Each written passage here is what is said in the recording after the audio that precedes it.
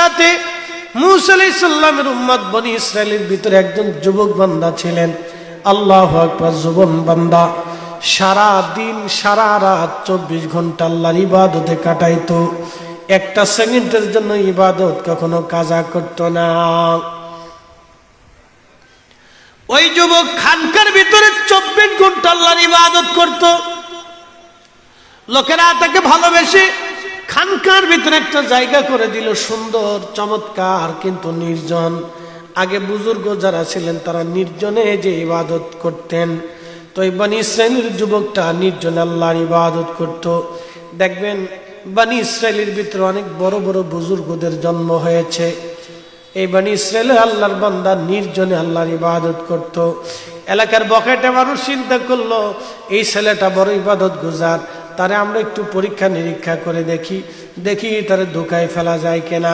এলাকার লোকেরা একটা যুবতী পতিতা নারীকে তারা ভাড়া করলো, তোমাকে এত টাকা দিব, যদি ওই যুবকের সাথে তুমি জেনা করতে পারো তাহলে তোমাকে পুরস্কৃত করা হবে। লোকেরা এক পতিতা নারীরে ভাড়া করলো, যদি ওর সাথে তুমি জেনা করো তো তোমাকে টাকা পয়সা দেওয়া হবে। তো মহিলারা যারা পতিতা তারা তো টাকার জন্য দেহ বিক্রি করে, তাদের তো বেহা শরম লজ্জা কিছু নেই, তারা টাকার জন্য যা খুশি তাই করতে পারে। এই পতিতা নারী টাকার জন্য রাজি হয়ে গেল, ওই যুবকের সাথে সে জেনা করবে, কিন্তু দিনক্ষণ খুঁজে পাচ্ছে না কবে যাবে। হঠাৎ আকাশে মেঘ, গুড়ি গুড়ি বৃষ্টি নামতেছিল। মহিলা সুযোগ পেয়ে এই দিন রাত্রিবেলা সেই নির্জন খানকায় যে ঘরের দরজায় টুকা লাগাইলো, কারণ ওই যুবক জানতো আমার তো কোনো শত্রু নাই, আমি তো কারো ক্ষতি করি নাই। দরজা খুলবে কে? বলে আমি এক বিপদগ্রস্ত নারী, রাতের আধারে পথরে আপনার খানকার সামনে চলে আসছি, বৃষ্টি আকাশে মেঘ চমকাচ্ছে, যদি আপনি আমার দরজা খুলে না দেন আমি বিপদগ্রস্ত হয়ে যাব। আচ্ছা বলেন তো, 100 বছর আগে যারা ছিল আজকে কি তারা সবাই আছে দুনিয়াতে? নাই। বাকি 100 বছর পরে আমাদেরও ঠিকানা কিন্তু যেই মাটির উপরে আছি সেই মাটির নিচেই হবে। কথা ঠিক আছে না? মাহফিলটা কেন দেওয়া হয়? উদ্দেশ্য হলো উলামা একরাম আসবে। আমার আগে যিনি আলোচনা করছেন তিনি বাংলাদেশের প্রথিতযশা, অর্থাৎ একেবারে খ্যাতিমান একজন আলেমদের ভিতরে একজন আলেম। তো হাতে গোনা 2, 4, 5 জনের ভিতরে উনি একজন।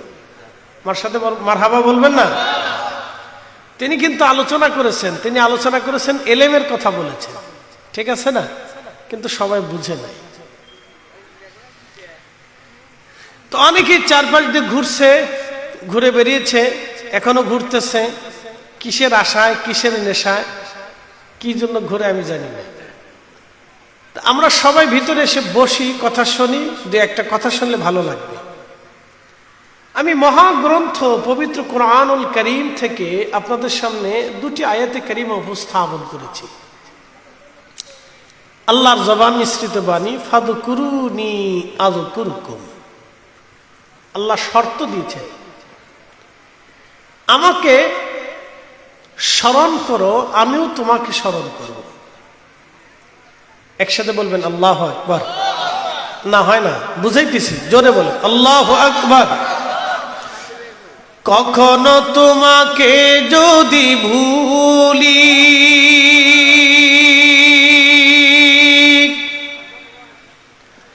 হেদায়েতের আলো জেনে নিয় কাছে তুলি, কখনো তোমাকে যদি ভুলি, হেদায়েতের আলো জেনে নিয় কাছে তুলি, ঠাই দিও প্রিয়তম ওগো মহিয়ান, তুমি রহমান, তুমি মেহেরবান। অন্ধ গাহে না শুধু তোমারি গুণগান, বুঝেও বুঝে না তবু শান, তুমি রহমান, তুমি মেহেরবান। ফাযকুরুনি আযকুরুকুম, আমাকে স্মরণ করো, আমিও তোমাকে স্মরণ করব। এর একটা গভীর অর্থ আছে, খুব ভালো করে শুনে যাবেন। টানমান্দাইলের মুসলমানেরা, মুহিব্বিনেরা, আজকে আপনি দুনিয়াতে আল্লাহকে স্মরণ করবেন, কবরে আল্লাহ আপনাকে ভুলবে না। যেই দিন বাবা ভুলে যাবে, মা ভুলে যাবে, সন্তান ভুলে যাবে, আত্মীয় স্বজন ভুলে যাবে, প্রতিবেশীরা ভুলে যাবে। আজ থেকে 500 বছর আগে যার কবর হয়েছে, তার কবরের পাশে আজকে কেউ নাই, সবাই থেকে ভুলে গেছে। কিন্তু আল্লাহর স্মরণ যারা করে গেছে, আমার রব তাদেরকে ভুলে নাই। কথা বলেন ঠিক কিনা? নারে তাকবীর, নারে রিসালাত, নারে গাউসিয়া। সভাপতি সাহেবের আগমন, সভাপতি সাহেবের আগমন, ঈশা হুজুর কেবলার আগমন। আমরা সকলে বলি আলহামদুলিল্লাহ। একটা লোকও বাইরে থাকবেন না। যারা হুজুরের মুহিব্বিন আছেন, মুরিদিন আছেন, আশিকিন আছেন, আপনারা কেউ বাইরে থাকবেন না। শোনেন, বুজুর্গরা যত সময় আমাদের সামনে থাকে, আমরা তত সময় বুঝি না। চলে যাওয়ার পরে বুঝবেন যে মুরব্বী কি জিনিস। আমাদের সমাজ এখন মুরব্বী শূন্য হয়ে যাচ্ছে, বুঝতে পারছেন? সমাজ কিন্তু মুরব্বী শূন্য হয়ে যাচ্ছে। দিন দিন খুন খারাপি, আদব লেহাজ কমে যাচ্ছে, অনেক কমে যাচ্ছে। আগে কোনো গ্রামের কোনো মুরব্বীরা কোনো বিচার সালিশে বসলে যুবকরা ওই এরিয়ার ভিতর থাকতো না। এখন যুবকরা যুবকদের জলে মুরব্বীরা বইতেই পারে না, চান্স পায় না। তো দিন দিন কিন্তু এটা এক ধরনের মহামারী, অনেক বড় মহামারী, অনেক বড় মহামারী আসতেছে আমাদের দেশে, অনেক বড় মহামারী। তাহলে কি মহামারী? আদবের শূন্যতার মহামারী আসতেছে, আদবের শূন্যতার মহামারী। স্ত্রী স্বামীর প্রতি আদব নেই, স্বামী স্ত্রীর প্রতি মহব্বত নেই। এখনকার মেয়েরা স্বামীদের প্রতি আদব দেখে না। কি কথা ঠিক আছে না? স্বামীদের প্রতি স্ত্রীদের এখন আদব কমে গেছে, বুঝতে পারছেন? শিক্ষকদেরকে ছাত্ররা আদব খুব কম করে, খুব কম করে। আগে শিক্ষকরা মারলে ছাত্ররা চুপ করে থাকতো, এখন শিক্ষকরা ছাত্রদের গায়ে ধমক দিত, ভয় পায় যে না জানি রাস্তায় যে ছুরি বসায় দেয় কিনা, মানে কিছু নিন না। এগুলি চলতেছে। এইভাবে যদি চলে তো আগামী দিন আমাদের অন্ধকার নিমজ্জিত। কথা বলেন ঠিক কিনা? অনেক বড় ভয়াবহ দুর্ভিক্ষ আমাদের দেশে আসতেছে, অনেক বড় ভয়াবহ। খাবারের দুর্ভিক্ষ না, খাবারের দুর্ভিক্ষ আসতেছে না, আদবের দুর্ভিক্ষ আসতেছে, চারিত্রিক দুর্ভিক্ষ আসতেছে, মহামারী আসতেছে আগামী দিনের জন্য। ফাযকুরুনি আযকুরুকুম, তুমি আমাকে স্মরণ করো, আমি আল্লাহ তোমাকে স্মরণ করব। আজ থেকে 500 বছর আগে যে কবরে চলে গেল, তার কবরের পাশে দাঁড়ানোর মতো আজকে ভাই নাই, বোন নাই, বংশ নাই, কিছুই নাই। এই টানমান্দাইলে 200 বছর আগে যারা কবরে চলে গেল, তাদের কবরের পাশে আজকে দাঁড়ানোর কেউ নাই। এই জন্য রব বললেন, যদি আমাকে স্মরণ করো তাহলে আমিও তোমাকে স্মরণ করব। যদি আমার আইন মেনে চলো তাহলে আমি আল্লাহ তোমাকে ভুলবো না। যখন দুনিয়ার সব তোমাকে ভুলবে, তখন আমি রব্বুল আলামিন তোমাকে ভুলে যাব না।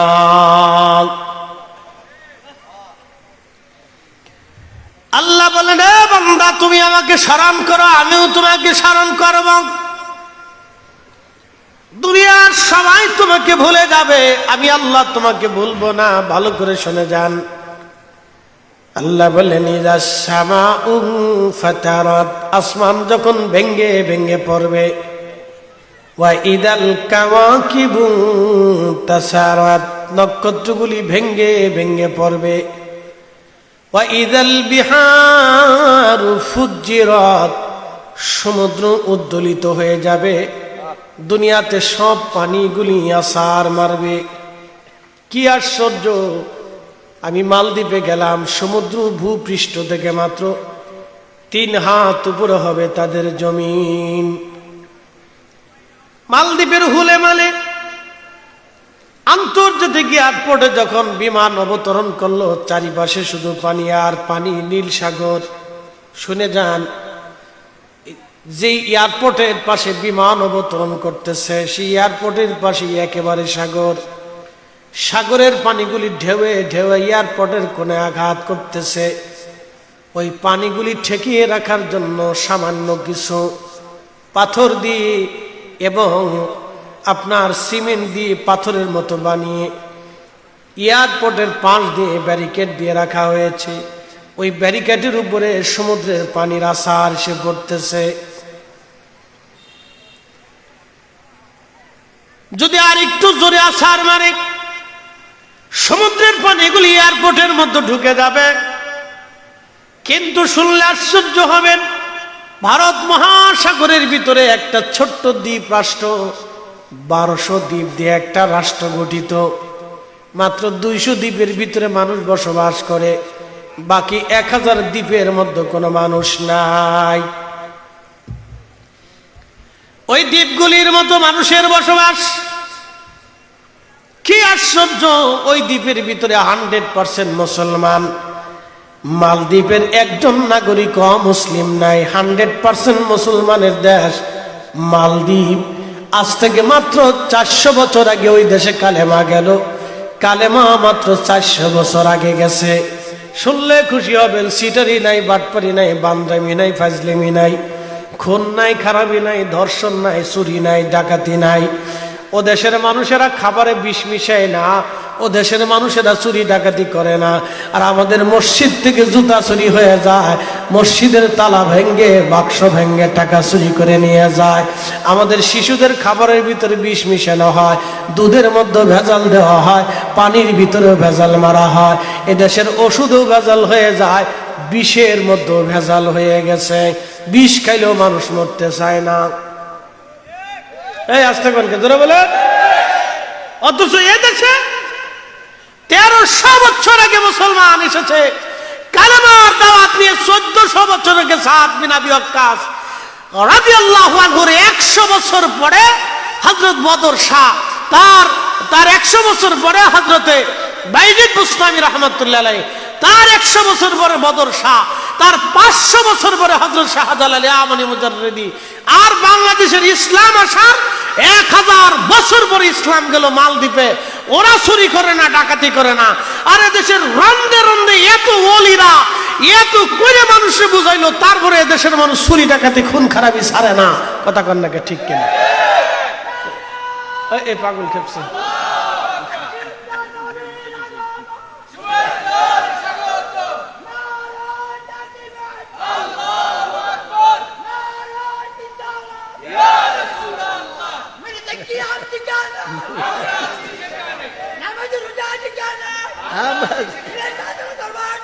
জিন্দাবাদ।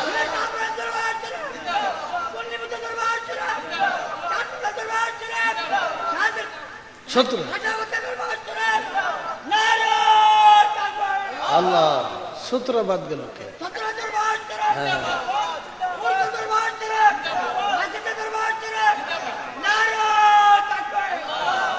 আর আসেনি? আরো আছে? আচ্ছা ঠিক আছে। তো শোনো, একবার যদি শব্দ হয় তো লোক ক্লান্ত হয়ে যাবে। একটা দুটো পুলিশ চলবে, আর বেশি দরকার নেই। লোক আশেক লোকের, পাগলের কোনো মামলা নেই। শোনেন, আল্লাহ আমাদের চেহারার দিকে তাকাবে না, প্রয়োজনই নেই। আল্লাহ চেহারা আল্লাহ দিছে। লাকাদ খালাকনাল ইনসানা ফি আহসানি তাকওয়িম। আল্লাহ চেহারা দিয়েছে, চেহারার দিকে সাথে আল্লাহ তাকাবে না। আল্লাহ লুকস টু ইউর হার্ট। আল্লাহ আপনার কালবের দিকে তাকাবে। কোন জায়গা তাকাবে? কালবে দেখবে। আল্লাহ কালবের দিকে দেখবে, আমার চামড়ার দিকে দেখবে না। মুসলমান হয়েন তো সুদানি মুসলমান হয়েন না। সুদানি মুসলমান দেখেন নাই? গুলি করে করে মারে, ঠাম ঠাম ঠাম ঠাম। বাপ রে বাপ, এক মুসলমান আর এক মুসলমানকে গুলি করে মারতেছে। বাংলাদেশে সুদানি মুসলমান আছে, আছে না? কবরের ভিতর থেকে লাশ ওঠে, যারা লাশ পড়াইলো সব সুদানি মুসলমান। হ্যাঁ, আসতে কনকে জোরে বলেন। কি মুসলমান? সুদানি মুসলমান, রসুলের দেশের মুসলমান না তো।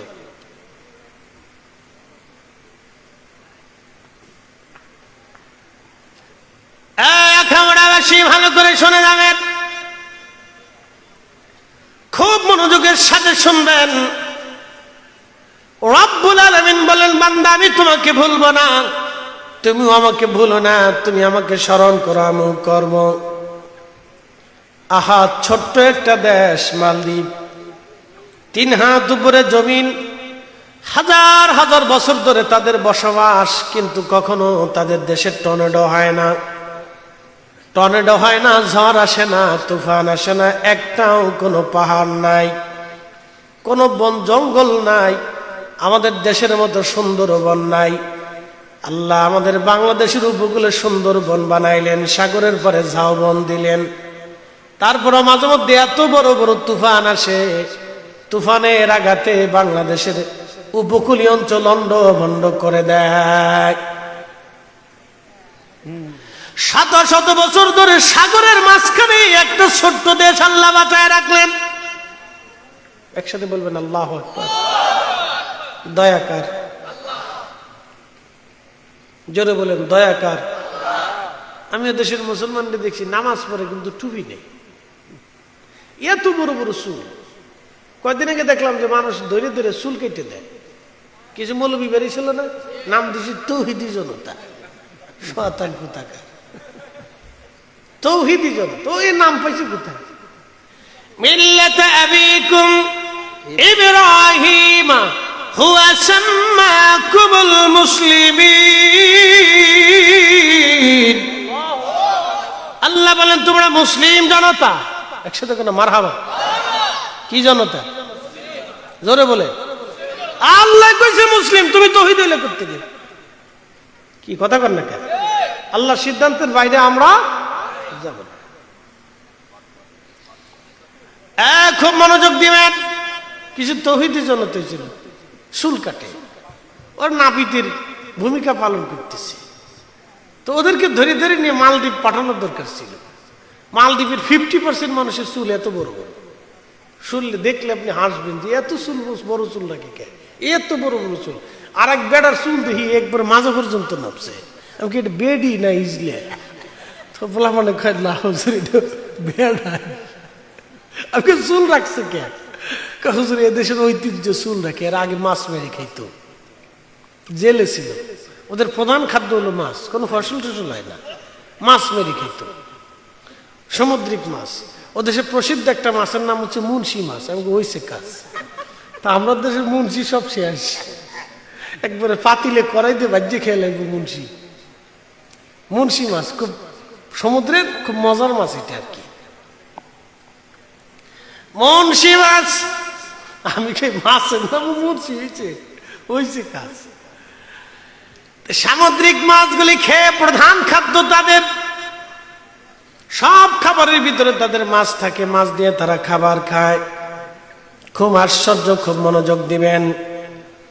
কিন্তু 100% মুসলমান এই মালদ্বীপে, 100% মুসলমান।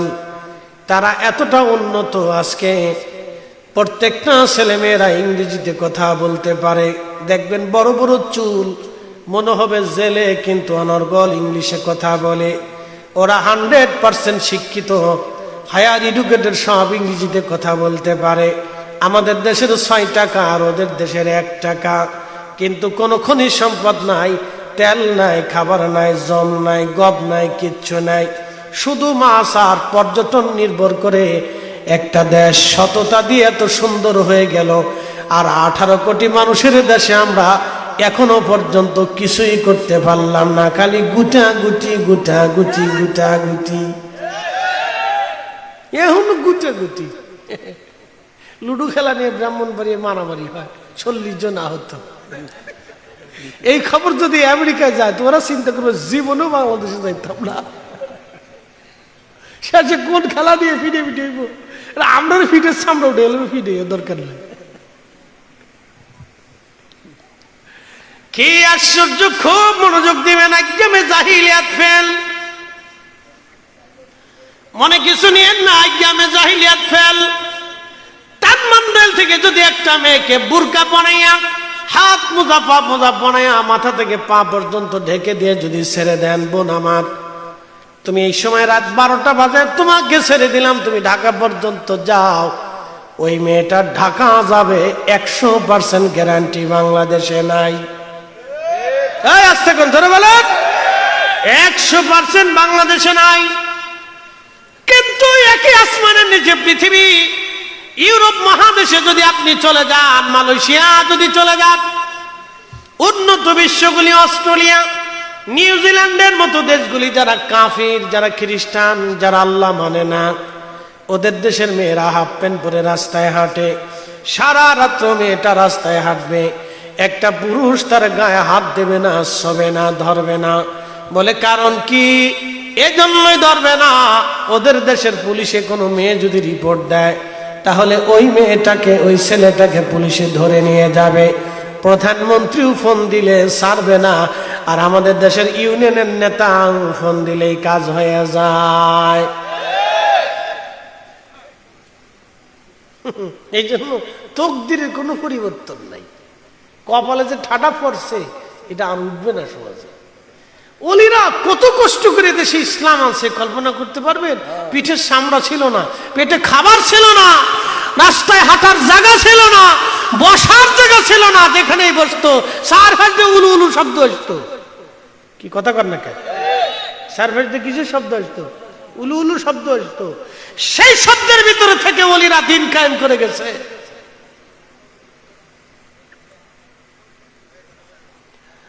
টানমন্ডলবাসী ভালো করে শুনে যাবেন, রব্বুল আলামিন আল্লাহু আকবার, ওয়া ইদাল বিহারু ফুজ্জিরাত, সমুদ্র উদ্দোলিত হবে, সমুদ্রের সমস্ত পানিগুলি জমিনের উপর আছাড় মারবে। দুনিয়ার এমন কোনো মাটি নাই, এমন কোনো পাহাড় নাই যেই পাহাড়টা মাটির পানির নিচে ডুবে না যাবে।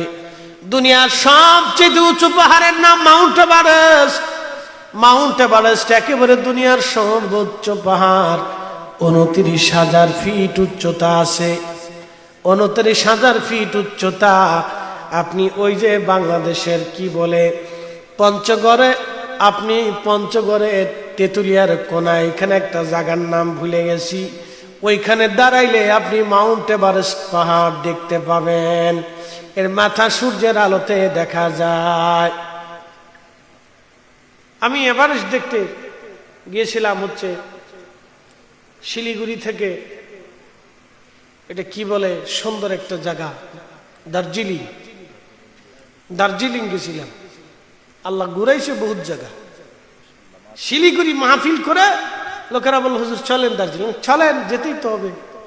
তো মাশাআল্লাহ দার্জিলিং এর জন্য গাড়িতে উঠলাম, ওরে ড্রাইভার, আর কি পাহাড়ি রাস্তারে বাপ, একবার যদি ফরে তো 70 কিলোমিটার নিচে। ওদের ড্রাইভারদের কলিজা দেখছি একবারে গরুর কলিজা, সেতে বড় কলিজা। হ্যাঁ, বাংলাদেশের ড্রাইভার ওর ভিতরে উঠলে হার্ট স্ট্রোক করে গাড়িগুলি সহ নিচে পড়ে যাবে, এমন ড্রাইভার, খুব মারাত্মক, চিঙ্কু পিঙ্কু রাস্তা।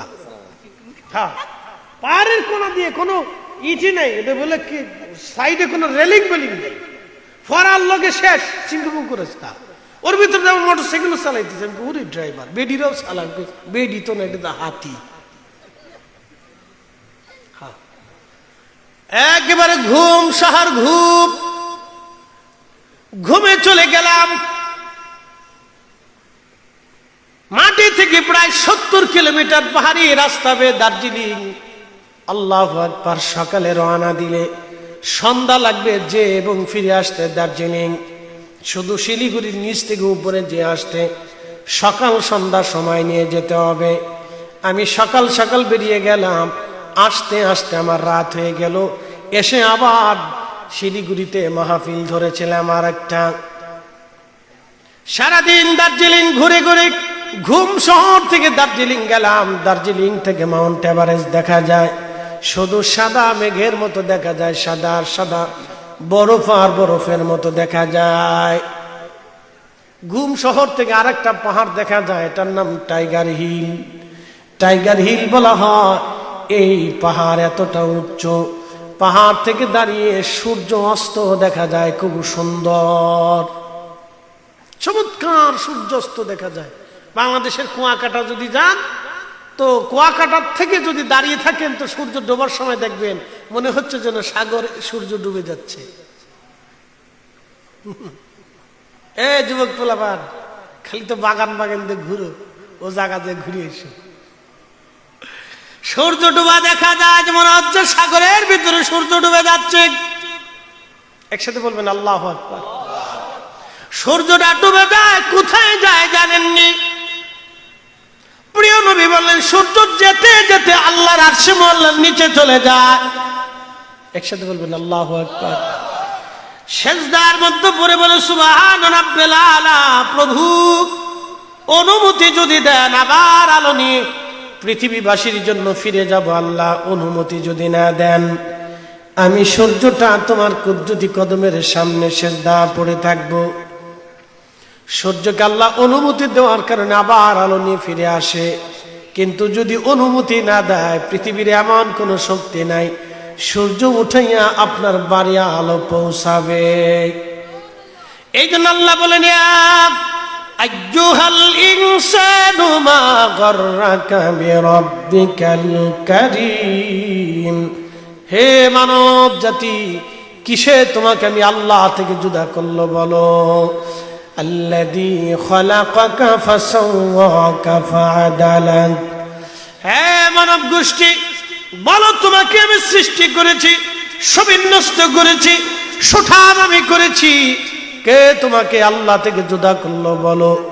এই সূর্যটা আল্লাহকে দুনিয়াকে আলো দেয় আল্লাহর হুকুমে। প্রভু যদি স্টপ করে দেয় সৃষ্টির এমন কেউ নাই রে, সূর্য আবার উঠিয়ে দিবে।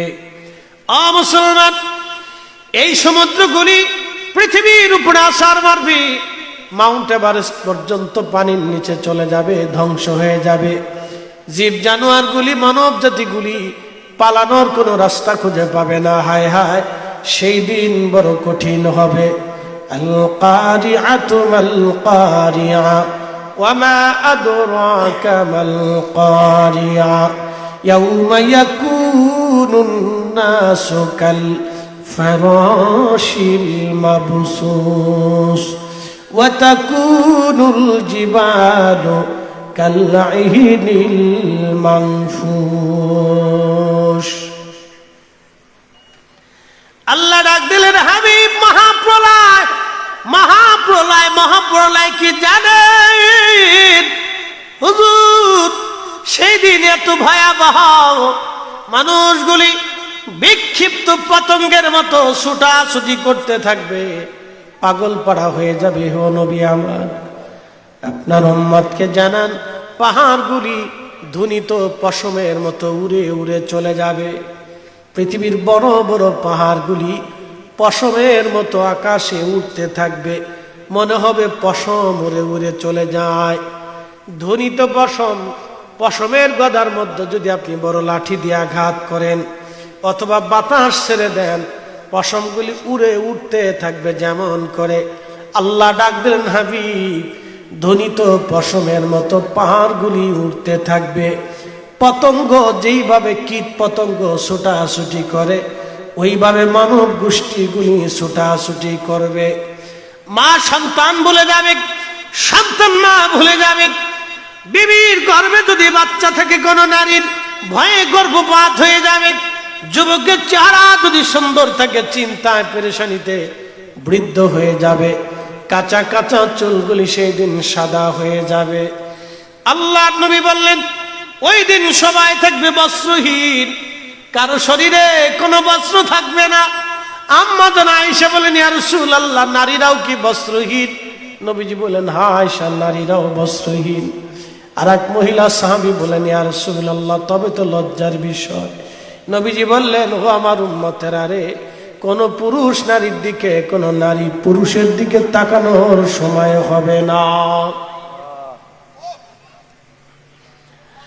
এত কঠিন। প্রিয় নবী ডাক দে বলেন আমার উম্মতেরা, তিন জায়গাতে মা সন্তানের পরিচয় দিবে না, সন্তান মার পরিচয় দিবে না, বন্ধু বান্ধবের পরিচয় হবে না, স্বামী স্ত্রীর পরিচয় দিবে না, স্ত্রীর স্বামীর পরিচয় দিবে না। এখনকার বেটিরা তো কোনো কথাই নাই, স্বামী ভালো না লাগলে তালাক মেরে চলে যায়। আর এমন কিছু মহিলা আছে বাচ্চা রেখে অন্য পুরুষের হাত ধরে চলে যায়, ওরা শুয়োর কুত্তার চাইতেও খারাপ। এই কথা খান্না যারা বলে নিকৃষ্ট, শুয়োর কুত্তার চাইতেও নিকৃষ্ট ওরা। ও মানুষ হতেই পারে না, ও মানুষই হতে পারে না।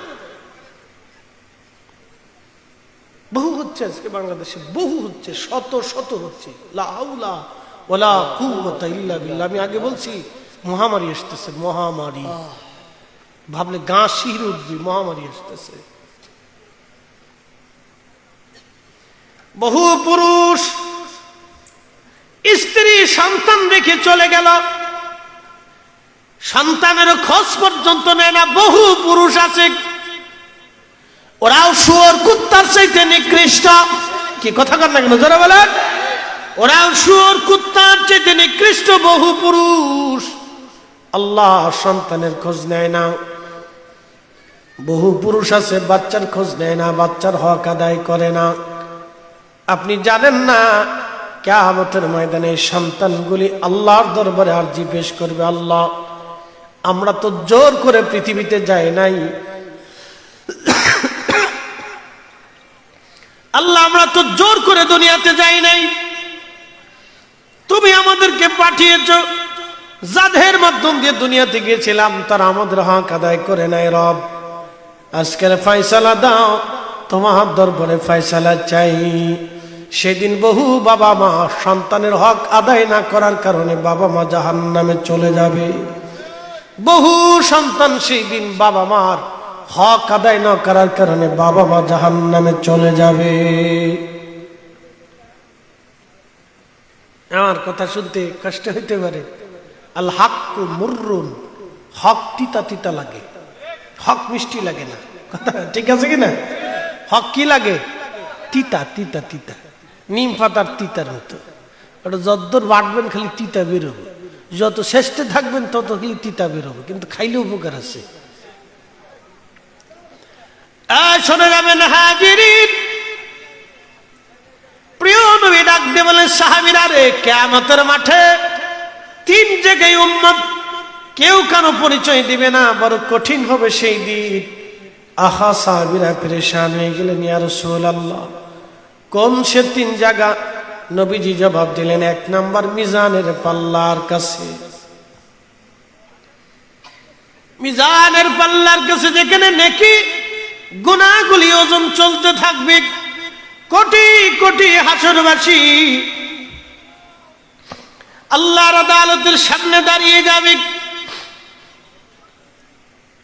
সব মানুষগুলি আমরা সেই দিন আল্লাহর আদালতের সামনে দাঁড়ানো, কোটি কোটি মানুষ আল্লাহর আদালতের সামনে দাঁড়ানো। মা সন্তানকে ভুলে যাবে এই সময়, চিন্তায় পেরেশানিতে না জানি আমার নেকির পাল্লা বুঝে আজ হালকা হয়ে যায়, না জানি গুনার পাল্লা ভারী হয়ে যায়। চিন্তায় পেরেশানিতে মানুষগুলি একেবারে নুবজে যাবে। আহা খুবই পেরেশান যুক্ত থাকবে সেই দিন সব। আল্লাহর আদালতের সামনে দাঁড়ানো কোটি কোটি কোটি কোটি মানুষ এক এক করে ডেকে ডেকে আল্লাহ ওজন মাপ শুরু করবে। কে কত পরিমাণে নেক করেছ ওজন দেওয়া হবে সেই দিন। সেই কঠিন দিনে নবীজি বলেন, উম্মত রে, তোমার বাবা তোমাকে ভুলে যাবে, মা তোমাকে ভুলে যাবে, তুমি নিজে তোমার সন্তানকে ভুলে যাবা, কিন্তু আমি নবী সেই দিন তোমাকে ভুলবো না। আমি জানের পাল্লার পাশে দাঁড়িয়ে থাকবো। একসাথে জোরে বলেন না ইয়া রাসূলুল্লাহ, হয় না? আরো জোরে বলেন না ইয়া রাসূলুল্লাহ। নবীজি দাঁড়িয়ে থাকবে। প্রশ্ন নবীকে দিছেন কি? প্রশ্ন রসুলকে দিছেন কি? কিচ্ছু দিতে পারেন নাই, এখনো কিছুই দিতে পারেন নাই। নবীকে দিয়েছেন কি? বলে হুজুর কিচ্ছুই তো দিতে পারি নাই। তো দিতে যদি না পারেন তাহলে বলেন তো হাসরে মুখ দেখাবেন কেমনে গো? শ্রেষ্ঠ নবী দিলাম রে তরিয়ে নিতে রোজ হাসরে, পথ না ভুলি তাই তো দিলে পাক কুরআনের বাণী, খুদা তোমার মেহেরবানি। সুন্দর ফুল সুন্দর ফল মিঠা নদীর পানি, খুদা তোমার মেহেরবানি। প্রশ্ন, দুনিয়াতে নবীকে দিয়েছেন কি? কিছুই দিতে পারেন না। আজ আপনি হালাল হারাম দিলেন না, বেশি গুজে চললেন না, সুন্নত দিলেন না, দুরুদ দিলেন না, নামাজ দিলেন না, রোজা দিলেন না, হজ দিলেন না, যাকাত দিলেন না, সদকা দিলেন না। দিবেন কি? কিয়ামতের ময়দানে কোন চেহারা নিয়ে, কোন আশা নিয়ে নবীজির সামনে দাঁড়াবেন? নবীজি বলেন, উম্মত আমি দাঁড়িয়ে থাকবো তোমার সামনে। আহা আমার উম্মত, যদি নেকির পাল্লা হালকা হয়ে যায় গো, আমি নবী নিজে কালেমা শরীফ দিয়া আমার উম্মতের নেকির পাল্লাগুলি ভারী বানায় দিব। একসাথে জোরে বলবেন কি মারহাবা। তিনি রাহমাতুল লিল আলামিন। সেদিন নজদি আফসোস করবে, আরে ওই দুনিয়াতে আমি রসুলের শানকে ছোট করে বলছিলাম, আজকে কি লজ্জার ব্যাপার, এই নবীর সামনে কেমনে দাঁড়াবো। সেদিন নজদি আফসোস করবে। কি কথা কর না কেন? নজদি কি করবে? আফসোস করবে, আফসোস করবে, অনেক বড় আফসোস করবে, কিন্তু কাজ হবে না বাপ। অনেক বড় আফসোস করবে, কিন্তু কাজ হবে না নজদি।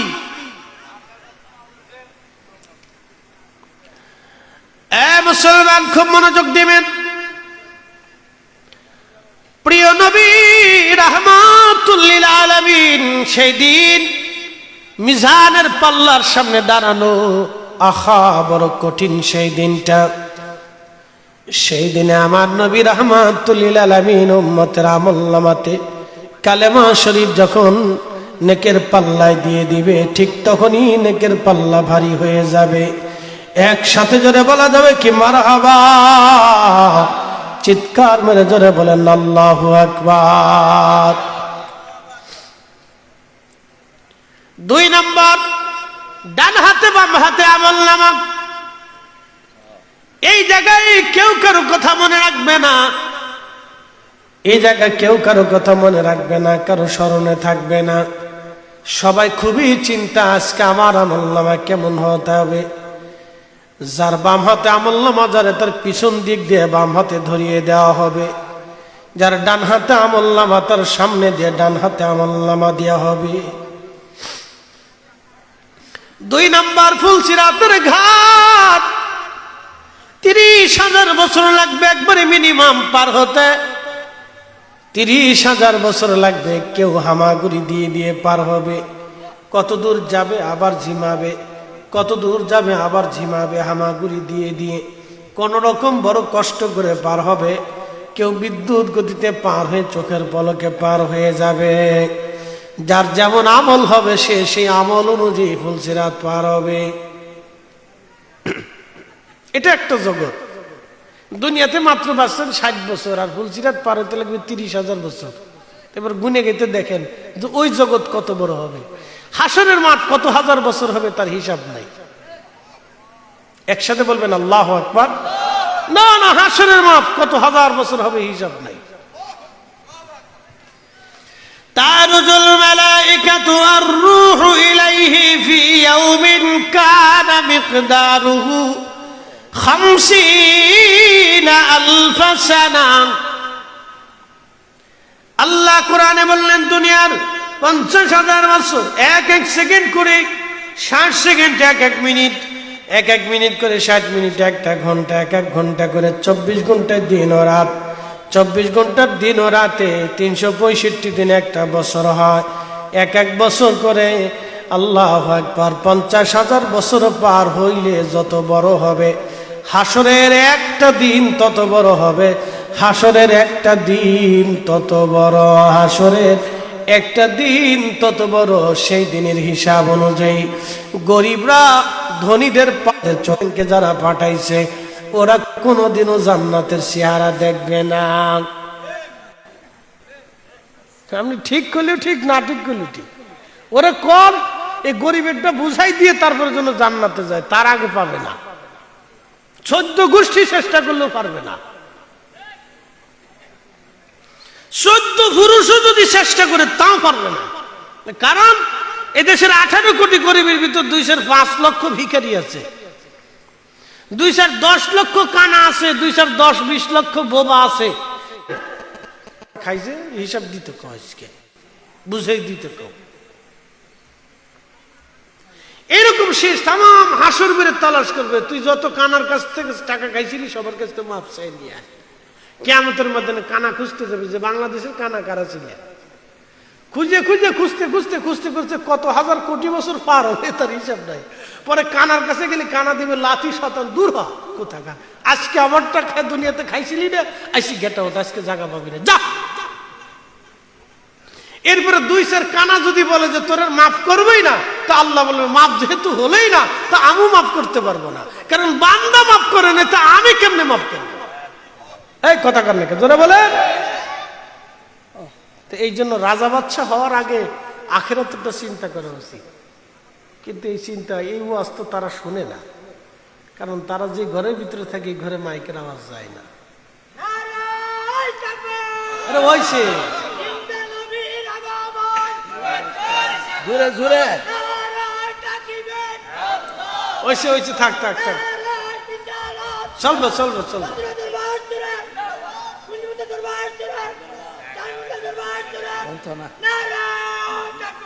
আল্লাহ সিরিয়াল শেষ করবো তারপরে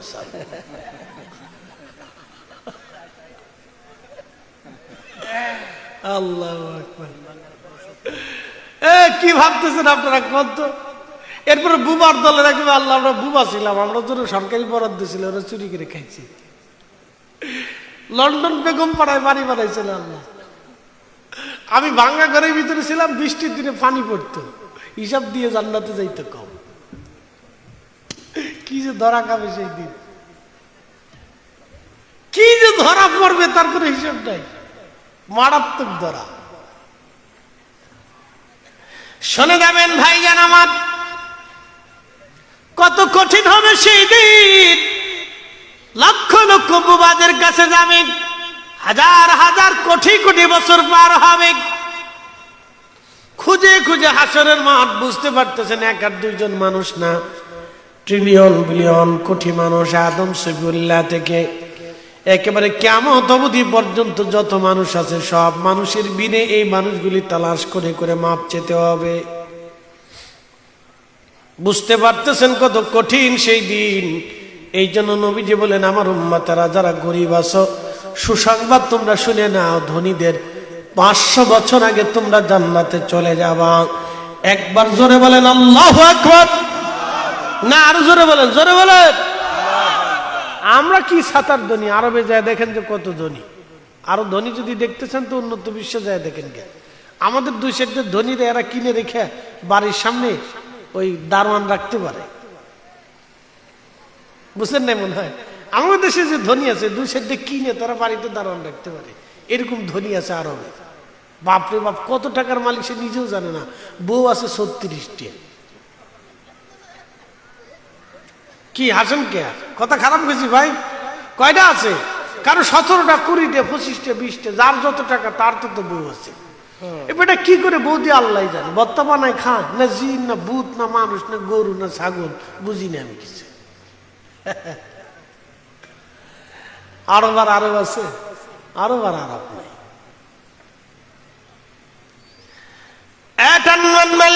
ভালো করে শুনে যাবেন হাজিরিন।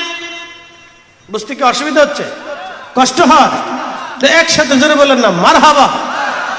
হাসরের ময়দানে চলে গেছিলাম, হাসরের ময়দানে না গেলে তো বুঝবেন না। তো আবিল আখিরাতি হুম ইউকিনুন, তোমরা আখিরাতে বিশ্বাসী হও, বিশ্বাস করো যে দিন আসবে। এটা বিশ্বাসের বিরাট অংশ। নবী না মানলে যেমন বেঈমান হয়ে যাবেন, হাসরকে অস্বীকার করলে এরকম বেঈমান হয়ে যাবে। কি কথা কন না কেন? আল্লাহ না মানলে যেমন বেঈমান হবেন, হাসরকে অস্বীকার করলে এরকম বেঈমান হবেন, ফেরেশতা অস্বীকার করলে বেঈমান হবেন, কবরের ভিতরে সওয়াল জবাব হবে, জিন্দেগিতে যাবেন, অবিশ্বাস করলে বেঈমান হবেন। আমাদের দেশের কিছু ফকির আছে, টুনটুন ফকির, শুনশুন ফকির, ঢুন ঢুন ফকির, ওরা ঢোল বাজাবে, গান গাবে, আর কই কি হাসরে কি কবরে এই সমস্ত কথাবার্তা বলবে, আর বলবে কবরে কোনো প্রশ্ন টশ্ন নাই, ও সব মোল্লা মুর্শিদের বানানো কথা। সূরা জুতা দিয়ে বাইরেও মুসলমানের হক আদায় হয় না, এরা মুসলমানের ঈমান নষ্ট করার জন্য আসছে, কথা বলে ঠিক না? এদের সাথে সুন্নিয়তের কোনো সম্পর্ক নাই, আর আমাদের সুন্নিয়তকে ধ্বংস করার চেষ্টা করতেছে। ওরা বদ আকীদা, ওরা রাফিজিদের আকীদা, আর কিছু মুতাজিলাদের আকীদা ওদের ভিতরে আছে। মুতাজিলাদের আকীদা, মুতাজিলারা বলে কি জানেন, যে আল্লাহ খাওয়ায়, আল্লাহ পরে, আল্লাহ ঘুম পরে, আল্লাহ খাওয়ায়, আল্লাহ অকাম করে, আল্লাহ গোকাম করায়, আল্লাহ বলে চুরি করায়। লা হাওলা ওয়ালা কুওয়াতা ইল্লা বিল্লাহ। সরে গেছে চুরি করতে, গেরস্ত ধরে পিড়ায়, এ ভিডিও কেন লাগে, তুই চুরি করতে এসেছিস, তোর কি সুমা দিমু বেড়া, আল্লাহর হুকুম ছাড়া গাছের পাতা নড়ে না, আমি যে চুরি করতে এসেছি আল্লাহর হুকুমেই তো আইছি। চোরের কি দলিলের দলিল, মাগার মারাত্মক দলিল দিচ্ছে চোরে। গেরাস্ত আরো জোরে ফিটাচ্ছে, ফিটাও কি লেগে, বুঝোস নেই আল্লাহ দিছে তোর চুরি করতে, আর আমার দিছে তোর কি লাইতি, এর লেগে কি লাইছি।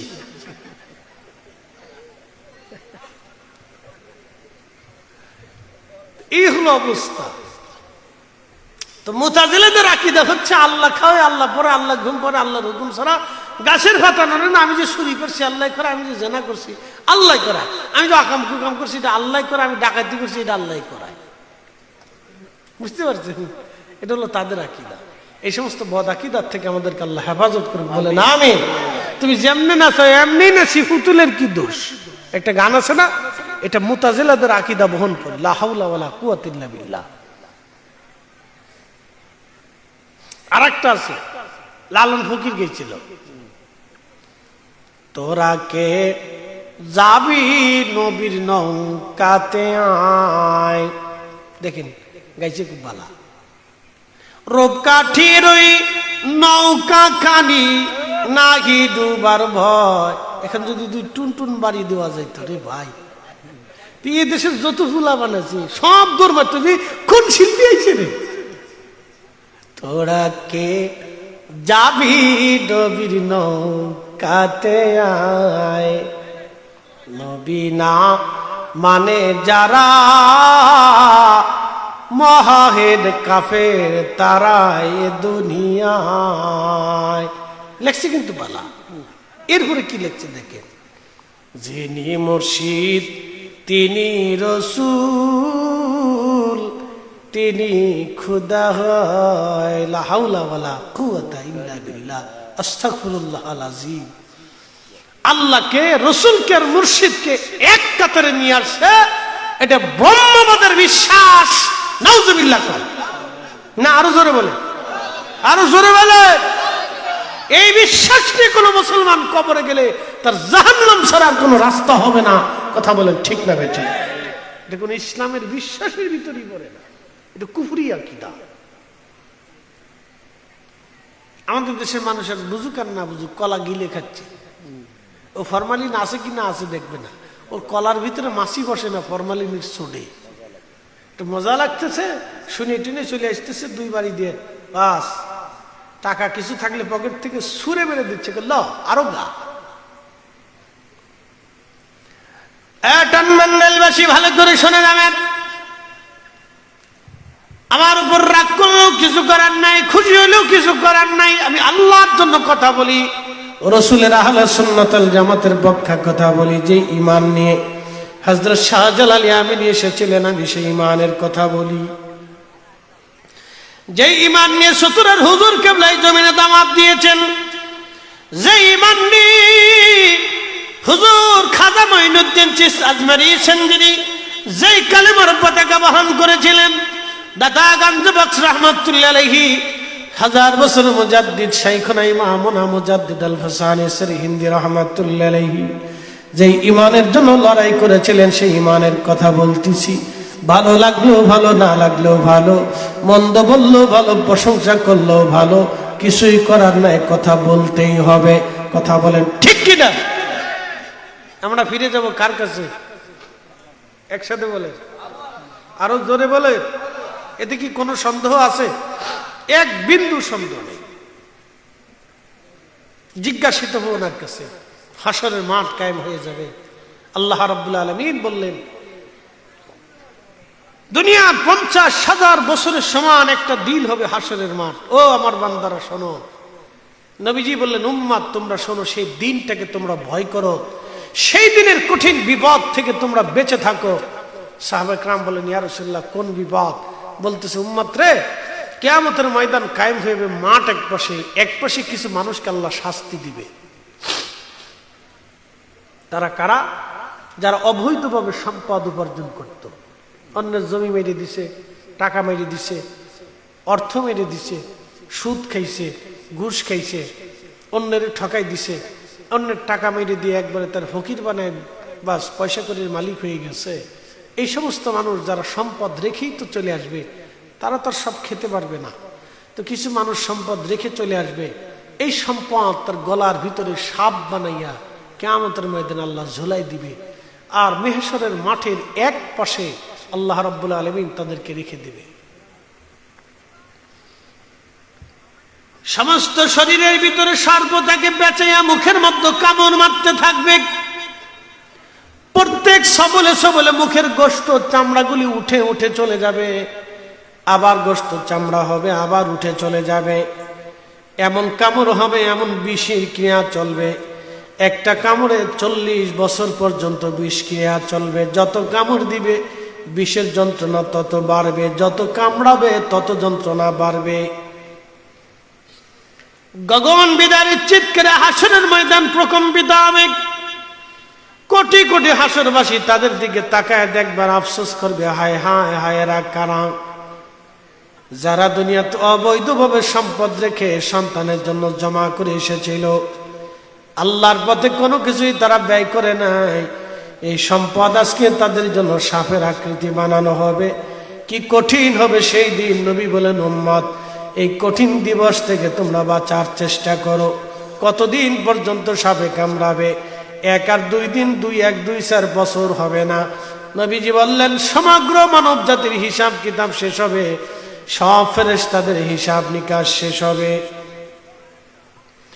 কোটি কোটি ফেরেশতাদের হিসাব টানা হবে। জিব্রাইল, মিকাইল, ইসরাফিল, আজরাইল, মালিক ফেরেশতা, কেরামান কাতিবিন, মুনকার নেকির রুম্মান ফেরেশতা, যত ফেরেশতা আছে আল্লাহর হাজার হাজার কোটি কোটি ফেরেশতা। পানির ফেরেশতা, আসমানের ফেরেশতা, মেঘের ফেরেশতা, পাহাড়ের ফেরেশতা, গাছের ফেরেশতা, খাবারের ফেরেশতা, বাতাসের ফেরেশতা, অক্সিজেনের ফেরেশতা, আমাদের যত দুনিয়ার যত ফেরেশতা নিযুক্ত আছে আকাশে জমিনে, সব ফেরেশতারা আল্লাহর আদালতের সামনে সারি সারি হয়ে দাঁড়াবে।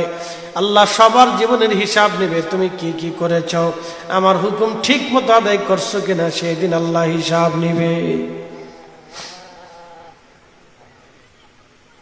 একটু পড়েন তো, লা হাওলা, শয়তান এসে জোরে বলে, লা হাওলা ওয়ালা কুওয়াতা ইল্লা বিল্লাহ, লা হাওলা ওয়ালা কুওয়াতা ইল্লা বিল্লাহ। শয়তানের চেষ্টা করতেছে মাঠ নষ্ট করার জন্য। একসাথে জোরে বলি তো, আল্লাহু আকবার, নারে তাকবীর, নারে রিসালাত। এই উপস্থিতি খুব মনোযোগ দেবেন। হাসরের মাঠের এক পাশে মানব জাতির হিসাব হলো, জিনদের হিসাব শুরু হবে। মানব জাতি সৃষ্টি করার কোটি কোটি বছর আগে আল্লাহ জিন বানিয়েছিলেন। জিন, এই জন্য বিজ্ঞানীরা দেখবেন পৃথিবীর ভূখণ্ডে কোটি কোটি বছরের আগের ওই জীব জানোয়ারের, তারপরে আপনার জীব জানোয়ারের এই ধ্বংসাবশেষ খুঁজে পাওয়া যায় মাঝে মধ্যে। কোটি কোটি বছর আগে, কোটি কোটি বছর আগে মালয়েশিয়াতে একটা গুহা আছে, গুহার নাম বাতু গুহা। মালয়েশিয়াতে একটা গুহা আছে, বাতু গুহা। এই বাতু গুহার বয়স 40 কোটি বছর। একটা পাহাড় আছে, পাহাড়ের একটা গুহা আছে, নাম হচ্ছে বাতু গুহা। 40 কোটি বছর বয়স। এর গুহার সামনে হিন্দুরা একটা মূর্তি বানায় রাখছে, তামিলনাড়ুর হিন্দুরা। মূর্তিটার নাম দিছে ওদের বলে যুদ্ধের দেবতা। দেখতে হনুমানের মতো দেখা যায়, বুঝতে পারছেন? ওরা নাম দিয়েছে আমাদের যুদ্ধের দেবতা। আর এর ভিতরে যে কত মন্দির আছে, প্রতিমা আছে, তার হিসাব নাই। হিন্দুরা পূজা অর্চনা করে গুহার ভিতরে, বাতু গুহা, হিন্দুরা পূজা অর্চনা করে গুহার ভিতরে। মুসলমান খুব মনোযোগ দিবেন, 40 কোটি বছর বয়সে গুহার, তার মানে বোঝা গেল কত বছর হতে পারে। ভালো করে বুঝেন, এই মানব জাতি সৃষ্টি করার আগে আল্লাহ জিন জাতি বানিয়েছিলেন। জিনেরা কোটি কোটি কোটি কোটি জিন আল্লাহর আদালতের সামনে দাঁড়াবে, আল্লাহর বিচারের কাঠগড়ায় তারা দাঁড়াবে। তাদের হাজার হাজার বছর জীবনের হায়াতের হিসাব আল্লাহর দরবারে দিতে হবে। ও টানমান্দাইলবাসী, ভালো করে শুনে যান, সেই দিন জিনদের হিসাব আল্লাহ টানবে, ফেরেশতাদের হিসাব আল্লাহ টানবে। ততদিনে ওই সাপে কিন্তু তারে কামড়াচ্ছে, সাপে কিন্তু তারে শাস্তি দিতেছে। এরপরে গরু ছাগলের হিসাব আসবে। একসাথে বলবেন আল্লাহু আকবার। বলে গরু ছাগলের হিসাব আছে, আর গরু ছাগলের হিসাব আছে। গরু ছাগল, হাঁস মুরগি, ভেড়া বকরি, মহিষ, হাতি, ঘোড়া, সব হিসাব হবে। এইগুলির হিসাব হবে, হ্যাঁ এইগুলির হিসাব হবে। এক বিড়াল আর এক বিড়ালের বিরুদ্ধে মামলা করবে, আল্লাহ ওই বিড়ালে আমি টানমান্ডেল দক্ষিণ পাড়া গেছিলাম, ও আমার কামড়াচ্ছিল, আল্লাহ মারছিল, খাইতে দেয়নি, আমি বিচার চাই। দুনিয়ার কোনো আদালত নাই। আল্লাহ বলবে তোমাকে যেমনে মারছিল তুমি এমনি মেরে দাও। একসাথে বলবেন আল্লাহু আকবার। বিড়ালেরও বিচার হবে। সেই দিন কুকুর এক কুকুর আর এক কুকুরকে ডাক দিয়ে বলবো রব্বুল আলামিন, এই কুকুর আমাকে মারছিল, আল্লাহ বিচার চাই, বলে যেমনে মারছিল তেমনে মেরে দাও। সেই দিন গরুতে বিচার দিবে, আল্লাহ আল্লাহ দুনিয়াতে আমি তার খেতে ধান খাইতে গেছিলাম, আল্লাহ আমি তো জানি তুমি আমারে বোবা বানাইছিলা, আল্লাহ তার ধানের ক্ষেত তুমি আমার জন্য হালাল বানাইছিলা, আমি তো হালালটাই খেতে গেছিলাম, কিন্তু এই লোকটা আমাকে লাঠি দিয়ে পিটাইছিল, মারছিল, আল্লাহ আজকে আমি এই ফায়সালা চাই, বলে তোমরা যেমনে পিটাইছিল তুমি অমনি শিং দিয়ে আজকে গুতাই দাও। শুনলে হাসি শোনা যায় না? কিন্তু বিচার হবে আল্লাহ। এই জন্য যারা কুত্তা বিলাই পালেন, শুনে যান, কুত্তা বিলাই যারা পালেন, খাবার যদি না দেন তো কিয়ামতের মধ্যে কুত্তা মামলা করবে যে আল্লাহ সারাটা রাত পাহারা দিয়েছিলাম, সকালে আমার খাইতে দেয়নি, বিচার দাও, বিচার চাই, বিচার করে দাও আল্লাহ। সেদিন কিন্তু আল্লাহ বিচার করবে। ও মুসলমান, রাস্তা দিয়ে কুত্তা হেঁটে যায়, অনেকে কুত্তারে মারে, লাঠি দিয়ে পিটুনি দেয়। সেই দিন কুকুর নাক দিয়ে বলবো রব্বি দুনিয়াতে তোমার অমুক বান্দা আমাকে লাঠি দিয়ে পিটাইছিল, আল্লাহ ফায়সালা চাই, বিচার করে দাও। সেই দিন আল্লাহ কুত্তা বিলাই ফায়সালা করবে, পশু পাখির ফায়সালা করবে। সেদিন সমগ্র পশু পাখির ফায়সালা টানার পরে আমার আল্লাহ যারা অবৈধভাবে সম্পদ রুজি করেছিল আল্লাহ তাদেরকে ডাক দেবে। তাদেরকে ডেকে আমার রব আমার আল্লাহ এক পাশে দাঁড়া করে এবার বলবে, এবার তোমাদের জীবনের হিসাব আমার কাছে জমা দাও। এতদিনে কিন্তু পাঠান চালান হয়েছে, লাঠি চালান, রিমান্ড হয়েছে, সাপে কামড়াইছে, কত হাজার বছর তার কোনো হিসাব নাই, কত কোটি বছর তার কোনো হিসাব নাই, প্রিয় উপস্থিতি কতদিন চলবে তার কোনো হিসাব নাই। এই জন্য আপনাদেরকে বলি, খুব হিসাব কিতাব, যাহা করবেন বুঝে সুঝে করবেন, যাহা সিদ্ধান্ত নিবেন বুঝে সুঝে সিদ্ধান্ত নিবেন। আসলামতু লিরাব্বিল আলামিন, আমরা আল্লাহর কাছে আত্মসমর্পণ করি। সেই কিয়ামতের দিন আল্লাহ আপনাকে ভুলবে না যদি দুনিয়াতে আপনি আল্লাহকে না বলেন। এই জন্য আল্লাহ ফাজকুরুনি আযকুরুকুম দিয়ে আল্লাহ শর্ত আরোপ করে দিয়েছেন, ফাজকুরুনি আযকুরুকুম, তুমি আমাকে স্মরণ করো আমিও তোমাকে স্মরণ করব। দুনিয়াতে তুমি যদি আমাকে ভুলে না যাও, হাসরের ময়দানে আমি আল্লাহ তোমাকে ভুলবো না, ভুলবো না, ভুলবো না, ভুলবো না। চিৎকার মেরে জোরে বলেন আল্লাহু আকবার। একটু জবান খুলে বলেন আল্লাহু আকবার। মোহাম্মতে জবান খুলে একটু জিকির করি লা ইলাহা, হায় হায় লা ইলাহা, ও লা ইলাহা হাসবি রাব্বি জাল্লাল্লাহ মা ফি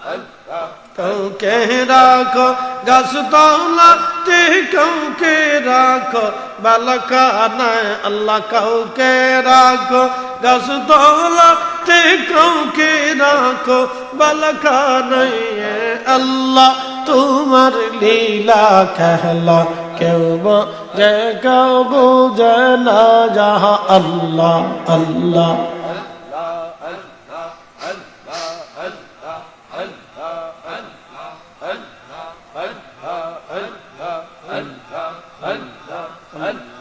কাউকে রাখো গাছতলাতে, কাউকে রাখো বালখানায় আল্লাহ, কাউকে রাখো গাছতলাতে, কাউকে রাখো বালখানায় আল্লাহ।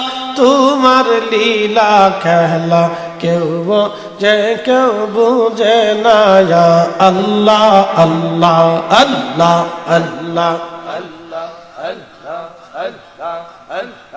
লা ইলাহা ইল্লাল্লাহু মুহাম্মাদুর রাসূলুল্লাহ সাল্লাল্লাহু আলাইহি ওয়াসাল্লাম। এই জন্য হাসর বড় কঠিন। এই কঠিন দিন থেকে যদি আপনি বাঁচতে চান, এখনই সময় আপনাকে দুনিয়াতে আল্লাহর দেওয়া সীমা রেখার বাহিরে যাওয়া যাবে না, আমার রসুলের দেওয়া নির্দিষ্ট সীমার বাহিরে যাওয়া যাবে না। যদি যান তো আপনি ধ্বংস হয়ে যাবেন। উপস্থিতি বলতে বলতে আসর পর্যন্ত চলে গেলাম। এই জন্য ফাযকুরুনি আযকুরুকুম, যদি রবকে স্মরণ করেন রব আপনাকে ভুলে যাবে না। এরপরে আল্লাহ বলেন ওয়াশকুরুলি ওয়ালা তাকফুরুন, তোমরা আমার শুকরগুজার বান্দা হও, নাফরমানি করিও না। দেখবেন আপনি কুকুর দুনিয়াতে নাফরমানি করে না, কিন্তু মানুষ নাফরমানি করে। কুত্তা নাফরমানি করে না, বিড়ালে নাফরমানি করে না। মনিব তারে খাবার দিলে বিড়াল বাড়ি সারা হয় না, মরে যাবে কিন্তু মনিবের সাথে বেঈমানি করে না। কুকুর মরে যাবে কিন্তু মনিবের সাথে বেঈমানি করে না। একমাত্র মানব জাতি যারা নাফরমানি করে আল্লাহর সাথে, সূর্য দিল আল্লাহ, জমিন দিল আল্লাহ, না চাইতে বৃষ্টি দিল আমার আল্লাহ। পৃথিবীর এমন জমিন আছে যেখানে সারা বছরে এক ফোঁটা পানি নামে না, পানির আশায় তারা আকাশের দিকে তাকিয়ে থাকে। আর আমরা না চাইতে আল্লাহ বৃষ্টি দেয়, না চাইতে আল্লাহ সূর্যের আলো দিয়ে আমাদের কত সুন্দর করে দিলেন, আল্লাহ রিজিক দিলেন, স্বাস্থ্য দিলেন, খাবার দিলেন, তারপর আমরা নাফরমানি করি। এই জন্য আল্লাহ বললেন ওয়াশকুরুলি ওয়ালা তাকফুরুন, আমরা শুকর গুজার করো, নাফরমানি করিও না। এই জন্য খোদার শুকর করতে হবে, নাফরমানি করা যাবে না। আল্লাহ বলেন লা ইন শাকারতুম লাযিদান্নাকুম, যদি বান্দা তুমি আমার শুকর আদায় করো নিয়ামত বাড়িয়ে দেব, আর যদি নাফরমানি করো অকৃতজ্ঞ হও, ইন কাফারতুম ইন্না আযাবি লাশাদীদ, আর যদি তুমি বেঈমানি করো তাহলে তোমাকে আমি অবশ্যই কঠিন শাস্তির আওতার ভিতরে নিয়ে আসব। হাজরাতে মূসা আলাইহিস সালামের উম্মত বনি ইসরাইলের ভিতরে একজন যুবক বান্দা ছিলেন।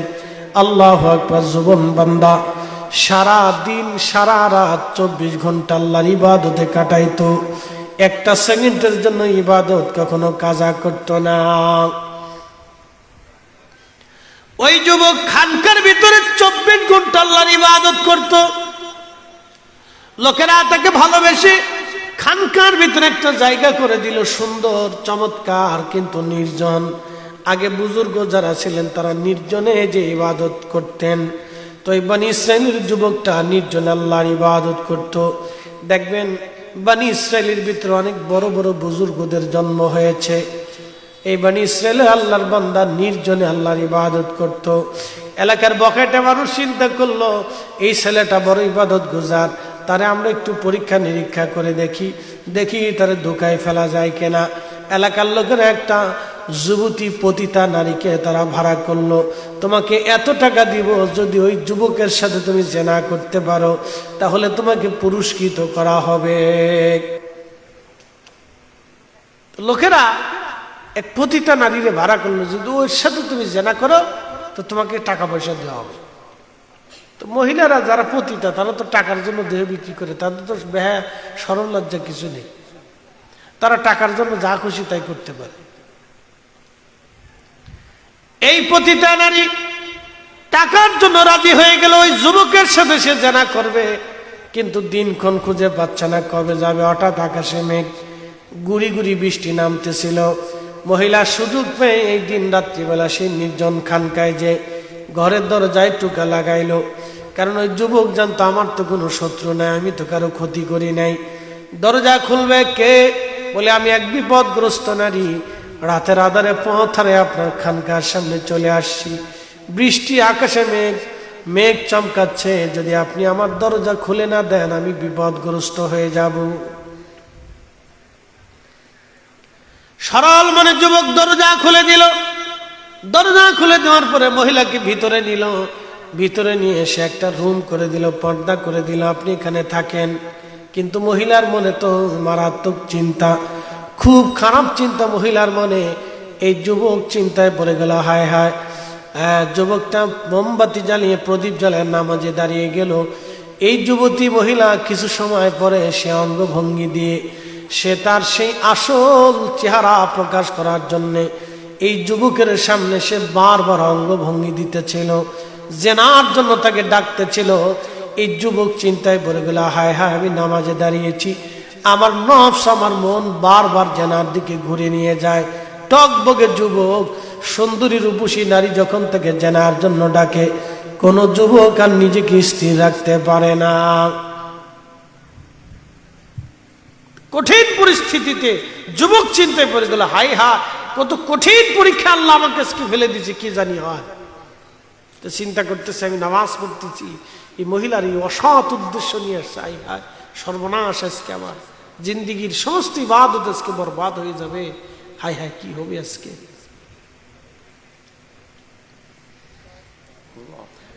এই যুবক জেনা করবে না চিন্তা করে প্রথম আঙ্গুলটা সে আগুনের প্রদীপের মধ্যে ঢুকিয়ে দিল। আগুন দিয়ে তার হাত পুড়াইয়া তার জেনার লিপ্সা বন্ধ করার চেষ্টা করলো, কিন্তু নফস এত কঠিন, আগুনেও হার মানে না। নফস এত কঠিন, আগুনেও হার মানতে চায় না। নফস এত কঠিন, ও আগুনে হার মানতে চায় না। হ্যাঁ, খুব ভয়াবহ এটা। প্রথম আঙ্গুল আগুনে একবারে পুরায় শেষ করে ফেলল, তারপরও সে নফস দমে না। আবার নফস তাকে জেনার দিকে নিয়ে চলে যেতে চায়, নফসে আম্মারা। আবার আর একটা আঙ্গুল আগুনের ভিতরে দিয়ে দিল, এই আঙ্গুলটাও পড়তে লাগলো, কিন্তু নফস তাকে মানে না, জেনার দিকে বারবার নফস তাকে নিয়ে যাচ্ছে। আবার আর একটা আঙ্গুল ঢুকিয়ে দিল, আগুনে পুড়তে লাগলো। এইভাবে একটা না, দুইটা না, 10টা আঙ্গুল আগুনের ভিতরে দিয়ে পুড়িয়ে ফেললো ওই জেনা থেকে বাঁচার জন্য। ঠিক সেই সময় আমার রব, আমার আল্লাহ এই যুবকটাকে বাঁচানোর জন্য মহিলা সাথে সাথে মৃত্যুর কোলে ঢলে পড়ে গেল। মহিলা মৃত্যু হওয়ার পরে পড়লো আর এক মহা বিপদে। ওই যে বখাটের লোকগুলি মহিলারা ভাড়া করছিল, ওরা আইসা ঘরের ভিতরে ঢুকে বলতেছে, তুমি এই মেয়েটাকে মেরে ফেলছো। তারা দৌড়ায় যে রাজার সৈন্য পুলিশ যারা ছিল ধরে নিয়ে আসছে, দেখেন এই যুবক তার খানকার ভিতরে এক যুবতীকে রাত্রিবেলা ধর্ষণ করে হত্যা করছে। কারণ তো নতুন বিপদ না, তখন তো সিসি ক্যামেরা ট্যামেরা ডিএনএ মিএনএ এগুলি কিছু ছিল না। কি বিপদ পড়ে গেল যুবক। তার সৈন্যরা ধরে নিয়ে গেল, রাজ দরবারে বিচার বসছে, রাজা নিজে বিচার করতেছে। রাজা ডাক দিয়ে বলল, যুবক তুমি কি জেনা করেছ? যুবক বলতেছে, রাজা কখনোই না, আমি জেনা করতেই পারি না। সে আমার ঘরে গিয়েছিল আশ্রয় নেওয়ার জন্য, আমি জেনা করি নাই। এই যুবতীর সাথে আমি জেনা করি নাই। রাজা বলতেছে, যুবক রে, তোমার ঘরের মধ্যেই মৃত্যু সংঘটিত হয়েছে, তুমি যদি না মারো তাহলে কিভাবে মরবে বলো? নিশ্চয় কোনো না কোনো মাধ্যমে সে মারা গেছে, তোমার কারণে মারা গেছে। তুমি যে তারে মারো নাই, কোনো প্রমাণ কি তোমার কাছে আসেনি বলো? যুবক বলতেছে, না, কোনো প্রমাণ আমার কাছে নাই। রাজা ডাক দিয়ে বলল, যুবক আমি জানি তুমি আবেদ, তুমি জাহিদ, তুমি বুজুর্গ, তুমি পরহেজগার, কিন্তু প্রমাণ তো দলিল আদালত প্রমাণ চায়, তুমি প্রমাণ দিতে পারো নাই। যেহেতু প্রমাণ দিতে পারো নাই যুবক, আমি তোমাকে মৃত্যুদণ্ড দিলাম। শুনে যান, ওলিদের কাহিনী শুনে যান। যুবক, আমি তোমাকে মৃত্যুদণ্ড দিলাম। তো যুবক ডাক দিয়ে বলতেছে, বাচ্চা রে, তুমি তো আমার মৃত্যুদণ্ড দিলে, আমি মেনে নিলাম। আল্লাহর ফয়সালা অনুযায়ী তুমি মৃত্যুদণ্ড দিয়েছ, আমি মানলাম। কিন্তু রাজারে, আমার একটু সময় দিবা, আমি ওই মালিকের সাথে 2 রাকাত নামাজ পড়ে কথা বলতে চাই। একবার জোরে বলবেন কি মারহাবা? আল্লাহু আকবার। তেলের গাড়ি তেলে চলে। ঘুমাইছেনি আপনাদের? যারা ঘুমের তারা চলে গেছে, চিন্তা করছে আজকে তাবারক নাই, যাই গেছে। কোন সময় দিবেন? ফজরের সময়। এই জন্যই লোক জায়গা, যদি 11টা 1টার সময় দিতেন তাহলে লোক বসে থাকতো। সিস্টেম চেঞ্জ করতে হবে, ছাড়া উপায় নাই। তাই তো কি ঘটনা কি, সন্ধ্যার সময় আসে, আবার সকালে আইব। এই মাঝখানের গ্যাপে চিন্তা করে যে একটু ঘুমাই, পরে সকালবেলা এসে টুফলাটা ধরো ইনশাল্লাহ। সিস্টেম চেঞ্জ করতে হবে। হ্যাঁ, মাঝখানে একটা গ্যাপে ছাড়তেই হবে, এছাড়া আর উপায় নাই। একবারে সন্ধ্যা থেকে এই মাঝখান পর্যন্ত আর কোনো খাবার দাবার দেওয়া যাবে না, সব স্টপ। 12টার পরে তাবারক হবে। এই সময় একটা তাবারকের জন্য দেখবেন সারা মাঠ কানায় কানায় লোকে, আল্লাহর বান্দারা ভরে বসে আছে তাবারকের জন্য। না, তাবারক একটা বরকতের খাবারের আশায় থাকে মানুষ। কি কথা ঠিক আছে না? এই খাবার তো মানুষ বাড়িতে খায়, কিন্তু তাবারকটা একটা বরকতের খাবার বিধায় অনেকে তাবারকটা নেয়। এই তাবারকে অনেকে মানুষের রোগের শেফাও আছে। মারহাবা বলবেন না? এই জন্য মানুষ নেয়, যে খালি খাবার জন্য আসে তা কিন্তু না, এটা বরকত আছে, এই জন্য মানুষ নেয়। মানুষের রোগ শেফা হয়, বিভিন্ন রোগের উপকার হয়। কত জটিল জটিল কঠিন কঠিন রোগও আল্লাহ তাবারক রসুলের শেফা দিয়ে দেয়। এই জন্য মানুষ এটা নেয়। তো এই জন্য মাঝখানে একটু সিস্টেম চেঞ্জ করতে হবে। আমি কয়েক বছর এসে দেখতেছি ঘটনা কি রে, কি ঘটনাটা, খালি লোক উঠে উঠে চলে যায়। তো পরে আজকে গবেষণা করে পেলাম ঘটনা এটাই হবে। আগামী বছর মাঝখানে একটু রাখতে হবে, 12:30 থেকে 1টার ভিতরে টুপলা ছাড়তে হবে একবার। কেউ জাহাদি ভাই ছাড়তে হবে, না ছাড়লে হবে না, সিস্টেম চেঞ্জ। আর এসা পর্যন্ত কোনো খাবারের সিস্টেম থাকবে না। মুরিদানরা খাইয়ে টেয়ে চলে যায়, হুজুরের বাড়ি খাইছি যেতে, এবার যাই গিয়া আসসালামু আলাইকুম হুজুর, আসি গে।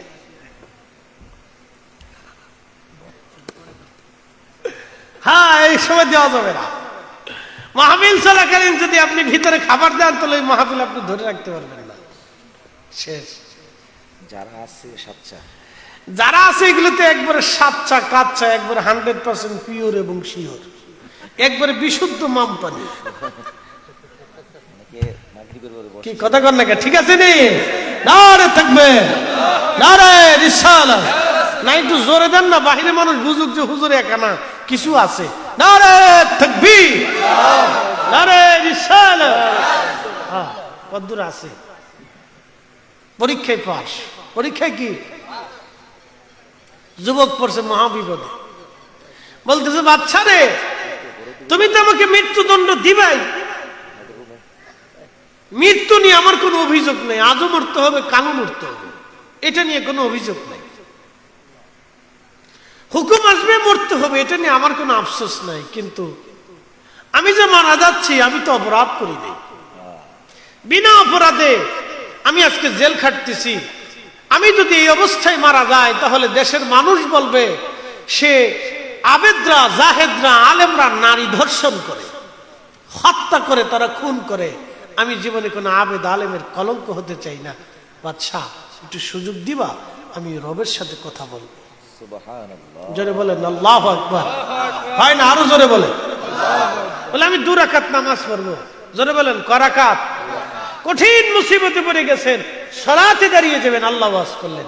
পরের আয়াত পড়ছিলাম, সে আয়াত বলে দিয়েছে, ইয়া আইয়ুহাল্লাযীনা আমানুস্তাঈনু বিস-সাবরি ওয়াস-সালাত। আল্লাহু আকবার। হে ইমানদার, ও ইমানদার, আমি আল্লাহর সাহায্য চাও, আমার কাছে তুমি সাহায্য চাও দুই পদ্ধতিতে। এক নাম্বার সবর, আর এক নাম্বার সালাত। সবর ধৈর্য, ধৈর্যের মাধ্যমে সাহায্য চাও, সালাতের মাধ্যমে সাহায্য চায়। যেন বুজুর্গ ওলি যারা ছিলেন কোন বিপদে পড়লে নামাজে দাঁড়ায় আল্লাহ সাহায্যে হাত বাড়িয়ে দিতেন। আল্লাহ আল্লাহ আল্লাহ, এই মুসিবতে পড়ে গেছি। এই যুবক নামাজে দাঁড়িয়ে গেল, নামাজে দাঁড়ায় 2 রাকাত নামাজ পড়ে আমার রবের দরবারে আজকে হাত বাড়ায় দিয়েছে। ইমাম আবুল ফরাজ ইবনুল জৌজি 900 বছর আগে তার কিতাবের মধ্যে লেখেন, বনি ইসরাইলের যুবক আবেদ বান্দা নামাজ পড়ে আল্লাহর দরবারে হাত বাড়িয়ে দিয়ে বলে, হে রব, তুমি ছাড়া আমার আর কেউ নাই। আজ আল্লাহ, আমি জানি আমি যে অপরাধ করি নাই সে অপরাধের শাস্তি তুমি আমাকে দেবা না।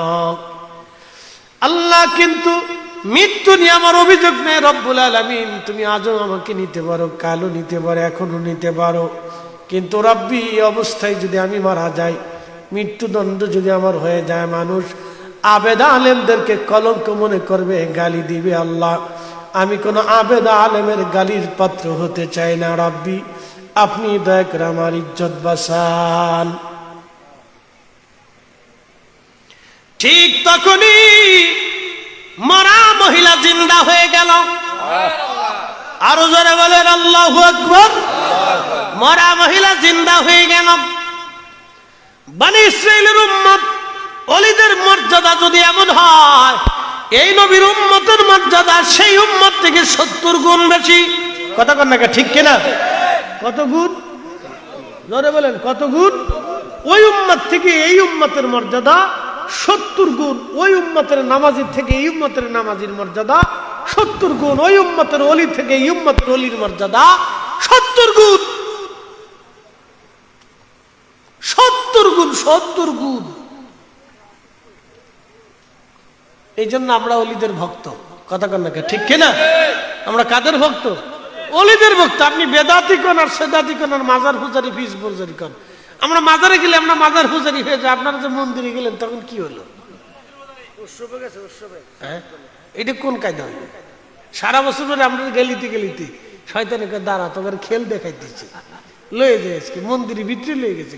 ওন যায় বসে বসে দেখি চা খায়। হাই হাই হাই, আস্তাগফিরুল্লাহ, লা হাওলা ওয়ালা কুওয়াতা ইল্লা বিল্লাহ। আমি জীবনে ছোটকালে একবার গেছিলাম, তখন ক্লাস 4-এ পড়ি। তখন তো বুঝি না, লেংটু বাহিনীর সদস্য। ক্লাস 4-এ পড়লে আর তখন আর অত কি বুঝে, তো লেংটু বাহিনীর সদস্য। তা আমার গ্রামের একজন কয় চল দেখি। ও কই যে পূজা হইতেছে, আমার পাশের গ্রামে মল্লিকপুর আছে, হিন্দুরা ছিল, তো পূজা চলতেছে, দুর্গা পূজা না কি পূজা পায়। তো নিয়ে গেছে, নিয়ে যাওয়ার পরে শেষে নাড়ু দিছে, নাড়ু। তা আমি তো বুঝি রে, ফিরি ফিরি পাইয়ে মাইরে দিছি, যা ফিরি ফিরি পাই মাইরে দিছি। ওই জীবনে গেছিলাম, আর জীবনে কোনোদিন যাওয়া হয়নি। এই বছর দেখলাম কিছু হুজুরা টুপি টুপি মাথায় দিয়ে গেছে। বাপরে বাপ, কত বড় বুজুর্গ! এই লাভ হয় আমরা, তোরা সিন্নির লেগে মিলাতে যায়, সিন্নি তোরা শুনি না, তোরা সিন্নি, তোরা আমি দেহ বাপরে বাপ।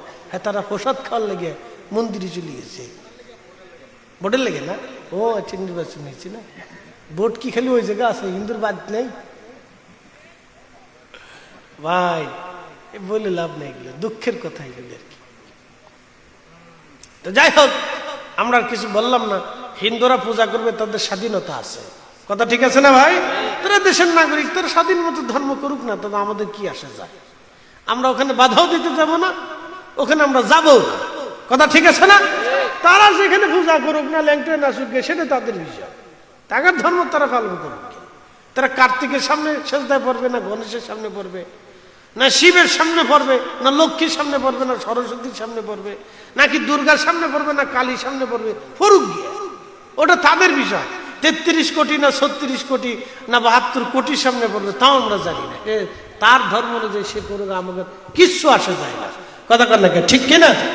আমরা যখন ঈদগাহে নামাজ পড়ি, তখন হিন্দুরা কি আসে নামাজ পড়তে? হ্যাঁ, তাহলে আমি কেন তার পূজায় পূজায় যাব? আমরা যখন কুরবানি দিই তখন হিন্দুরা আসেনি যে ভাই তোরা কুরবানি টুরবানি দিচ্ছস, তা আমরা তোদের লোকে থাকি দড়ি টরি, তোরা আমরা রশি ধরি, তোরা জবাই দিই নাকি বলেন আছে? তা আমাদের ছেলেরা ওই হিন্দুর মন্দিরে যাওয়ার দরকারটা কি?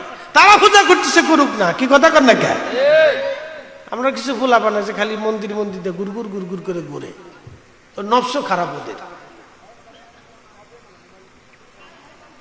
শুনে যাবেন বন্ধু আমার খুব মনোযোগের সাথে, আল্লাহর যুবক বান্দা দোয়া করতে দেরি হয়েছে, আসমানে কবুল হতে দেরি হয়নি, মরা জিন্দা হয়ে বসে গেল।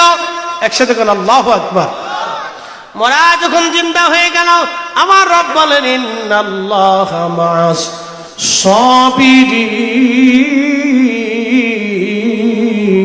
সাবিরিন, নিশ্চয় আমি সবরকারীদের সাথে আছি। আল্লাহু আকবার। আল্লাহর বান্দার সামনে মহিলা জিন্দা হয়ে বসে গেল, সবাই আশ্চর্য হয়েছে, পড়ে গেছে, হাই হাই হাই হাই, মরা জিন্দা হয়ে গেছে, এটা কেমন কথা? মরা জিন্দা হয়ে বসে যায়, বলতেছে ও রাজা, এ বাদশা, তুমি তো ফয়সালা করেছো, এই পুরুষ লোকটা একেবারে আমার ব্যাপারে নির্দোষ, সে আমাকে হত্যাও করে নাই, আমার সাথে জেনাও করে নাই, আমাকে ধর্ষণও করে নাই, সরো, সে বরং আমি তাকে ফিতনায় ফেলানোর জন্য গিয়েছিলাম, আমার ফিতনা থেকে সে বাঁচার জন্য তার হাতের 10টা আঙ্গুল আগুন দিয়ে পুড়িয়ে ফেলছে। যদি বিশ্বাস না করো তো হাতের দিকে তাকায় দেখো, জোরে জোরে জোরে জোরে হাতের দিকে তাকায় দেখো, তার 10টা আঙ্গুল আগুন দিয়ে পোড়ানো আছে। রাজা দৌড়ে এসে দেখতেছি ঠিক তার হাতের ভিতরে 10টা আঙ্গুল আগুন দিয়ে পোড়ানো। রাজা এসে দেখে হাতের ভিতরে 10টা আঙ্গুল আগুন দিয়ে পোড়ানো। হায় হায়, রাজা এবার ডাক দিয়ে বলতেছ, আল্লাহর বান্দা, তুমি আমারে মাফ করে দাও, আমার ভুল হয়ে গেছে, আমি বুঝতে পারি নাই। তখন এই যুবক বলল, রাজা তোমার কোনো দোষ নাই, এটা আল্লাহর পক্ষ থেকে আমার জন্য অনেক বড় পরীক্ষা ছিল। আল্লাহ আমাকে হেফাজত করেছে, আল্লাহ আমাকে বাঁচিয়েছে, আল্লাহ আমাকে বাঁচাইছে। এই জন্য আল্লাহর কোরআনের দিকে যদি আপনি তাকান, এইভাবে যদি আপনি আমলের দিকে চলে আসেন, আল্লাহর প্রতি পরিপূর্ণ ইয়াকিন এবং বিশ্বাস নিয়ে কাজে আগান, সফলতা আল্লাহ অবশ্যই আপনাকে দিবে, মরণে, কবরে, হাসরে। মনে রাখবেন, দুনিয়ার সফলতা কোনো সফলতা না, মৃত্যুর সফলতা বড় সফলতা, কবরের সফলতা সবচেয়ে বড় সফলতা, হাসরের সফলতা সবচেয়ে বড় সফলতা। দুনিয়ার সফলতা কোনো সফলতা না। দুনিয়াতে মানুষ চিন্তা করে আমি অনেক সুন্দর একটা বাড়ি করব, তো বাড়ি করে কি করবেন, এখানে তো চিরদিন থাকা যাবে না, তো এটা কোনো সফলতা না। অনেক বড় মেধাবী হবেন, তো হলেন, মেধাবী হয়ে যাওয়ার পরে বুড়াকালে মানুষের স্মৃতি নষ্ট হয়ে যায়, বয়স হয়ে যায়, স্মৃতি কমে যায়, চোখে কম দেখে, কানে কম শোনে, কথা কম বুঝে, মনে কম থাকে, স্মৃতিতে তখন থাকে না, জিহ্বায় শক্তি থাকে না, পেটে শক্তি থাকে না, হাতে শক্তি থাকে না, জমানে শক্তি থাকে না, তখন দুনিয়াদারি ভাল লাগে না, তখন দূর দুনিয়া বাঁচে থাকার সাথে মরে যা ভালো। এটাও তো কোনো সফলতা না। আপনি অনেক বড় অফিসার হইলেন, যতদিন অফিসার থাকবেন ততদিন মানুষ স্যালুট দিবে, অফিসারগিরি শেষ তখন আর কেউ জিগে না। আপনি যতদিন মন্ত্রী থাকবেন ততদিন মানুষ আপনার পিছিয়ে ঘুরঘুর করে চলে যাবে, মন্ত্রী শেষ, অন্য দল ক্ষমতা আসলে আপনার ধরে নিয়ে জেলখানার ভিতরে নিয়ে বাটাম চালান দিয়ে দেবে। এটাও কোনো সফলতা না, কি কথা বল না, ঠিক আছে কিনা? এটাও কোনো সফলতা না। ব্যবসা করলেন, অনেক টাকার মালিক হলেন, আবার গরিবও হয়ে যেতে পারে। অনেক পয়সা করির মালিক হয়েছেন, টাকা পয়সা হয়ে গেছে, এরপরে আপনি টাকা পয়সা রেখে কবরে চলে গেলেন, ছেলেপেলেরা আনন্দ ফুর্তি করবে, তারাই ঘোরাফেরা করবে, ভোগ বিলাস করবে, এটাও আপনার জীবনের কোনো সফলতা না। তো সফলতা কি? সফলতা হচ্ছে দুনিয়া থেকে আল্লাহকে খুশি করে দেওয়া, কবরের সফলতা, মৃত্যুর সফলতা, আখিরাতের সফলতা, হাসরের সফলতা, নাজাত পাওয়াটাই হচ্ছে বড় সফলতা, রসুলের সন্তুষ্টি পাওয়াটাই হচ্ছে সফলতা, আল্লাহ নবীর মেহবুবের রাজামন্দি পাওয়াটাই হচ্ছে জীবনের সবচেয়ে বড় সফলতা। বাকি কোনো সফলতা নাই। কি সফলতা? সুন্দরী মহিলা একটা পটায় ফুটে বিয়ে থা করছেন, তো কতদিন বিয়ে থা করছেন, বাচ্চা কাচ্চা হয়েছে, এরপরে বেডিও বুড়া হয়ে গেছে, আপনি বুড়া হয়ে গেছেন, কোনো সফলতা নাই। সফলতা নাই না, কোনো সফলতা নাই। সুন্দরী মেয়ে ফাঁস ফাঁস ঘুরে ঘুরে ঘুরে ঘুরে গুড় করে করে হেরে ফটাফটি বিয়ে থা করছেন, তো করছেন ভালো কথা, বিয়ে থা হয়েছে, সুন্দর সংসার টংসার করলেন, বাচ্চা কাচ্চা হইলো, তো হেও কয়েকদিন পরে বুড়ি হয়ে গেলো, আপনি কয়েকদিন পরে বুড়ো হয়ে গেলেন, তো কি সফলতা? কোনো সফলতা নেই। মানুষের সফলতা হচ্ছে আল্লাহর জান্নাত পাওয়া, আল্লাহর সন্তুষ্টি পাওয়া, কিয়ামতের ময়দানে নাজাত পাওয়া, কবরের জিন্দেগিতে বেহেশতে থাকা, আর মৃত্যুর সময় আসানের মৃত্যু হওয়া, আর রসুলের সুপারিশ নিয়ে সন্তুষ্টি নিয়ে কবরে যাওয়া, এটাই হলো মানব জীবনের সফলতা। কথা বলেন ঠিক না বেঠিক? এছাড়া বাকি কোনো সফলতা নেই। হুদে বেহুদে পেশাব না, কোনো সফলতা নেই। প্রধানমন্ত্রী হলেও সফলতা নেই। একজন ফলাই গেছে, আরেকজন বৃদ্ধ হয়ে গেছে, এরপরে কি আসবে, তার কপালে কি আছে, জাটুর বাড়ি না লাঠুর পিটিনি না দৌড়ানি না ফাঁসটানি, কেউ জানে না। কি কথা ঠিক আছে না? বাঙালিদের খাইতে যদি ঠিক মতো দিতে না পারেন, তো এই বাঙালি লাঠি সেটা নিয়ে কয়েকদিন পর বেরিয়ে যাবেন যে বের তুই আমার খাইতে দিতে আসিস না, তা প্রধানমন্ত্রী ওই কে। কথা ঠিক আছে না?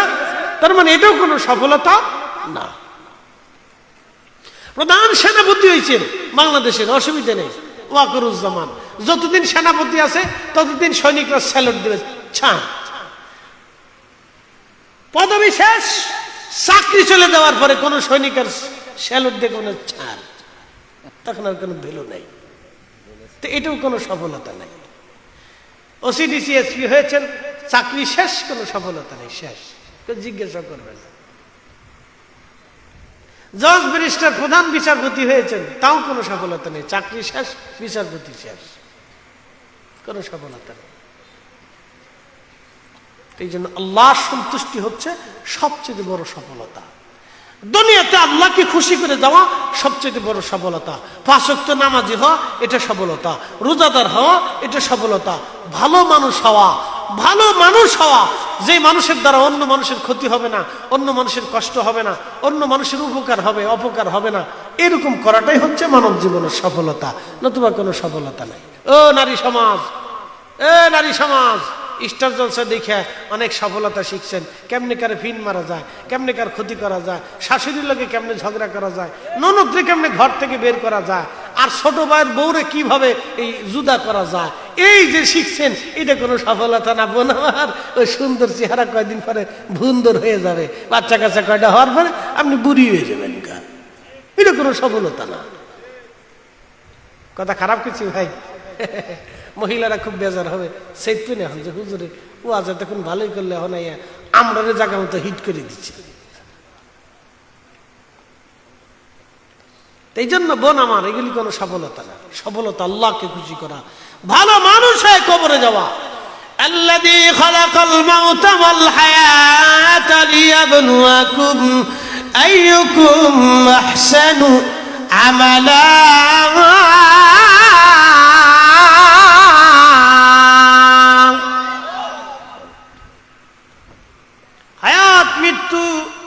আমি রব্বুল আলামিন তোমাদেরকে সৃষ্টি করলাম, মৃত্যু সৃষ্টি করলাম, হায়াত সৃষ্টি করলাম, পরীক্ষা করব তোমাকে, কে ভালো আমল করো। অতএব যে ভালো আমল করবে এটাই তার জীবনের সফলতা। ভালো আমল ছাড়া কবরে চলে যাবেন, কোনো সফলতা নাই। আহলে সুন্নাত ওয়াল জামাতের আকীদা নিয়ে কবরে যাবেন, সফলতা আছে।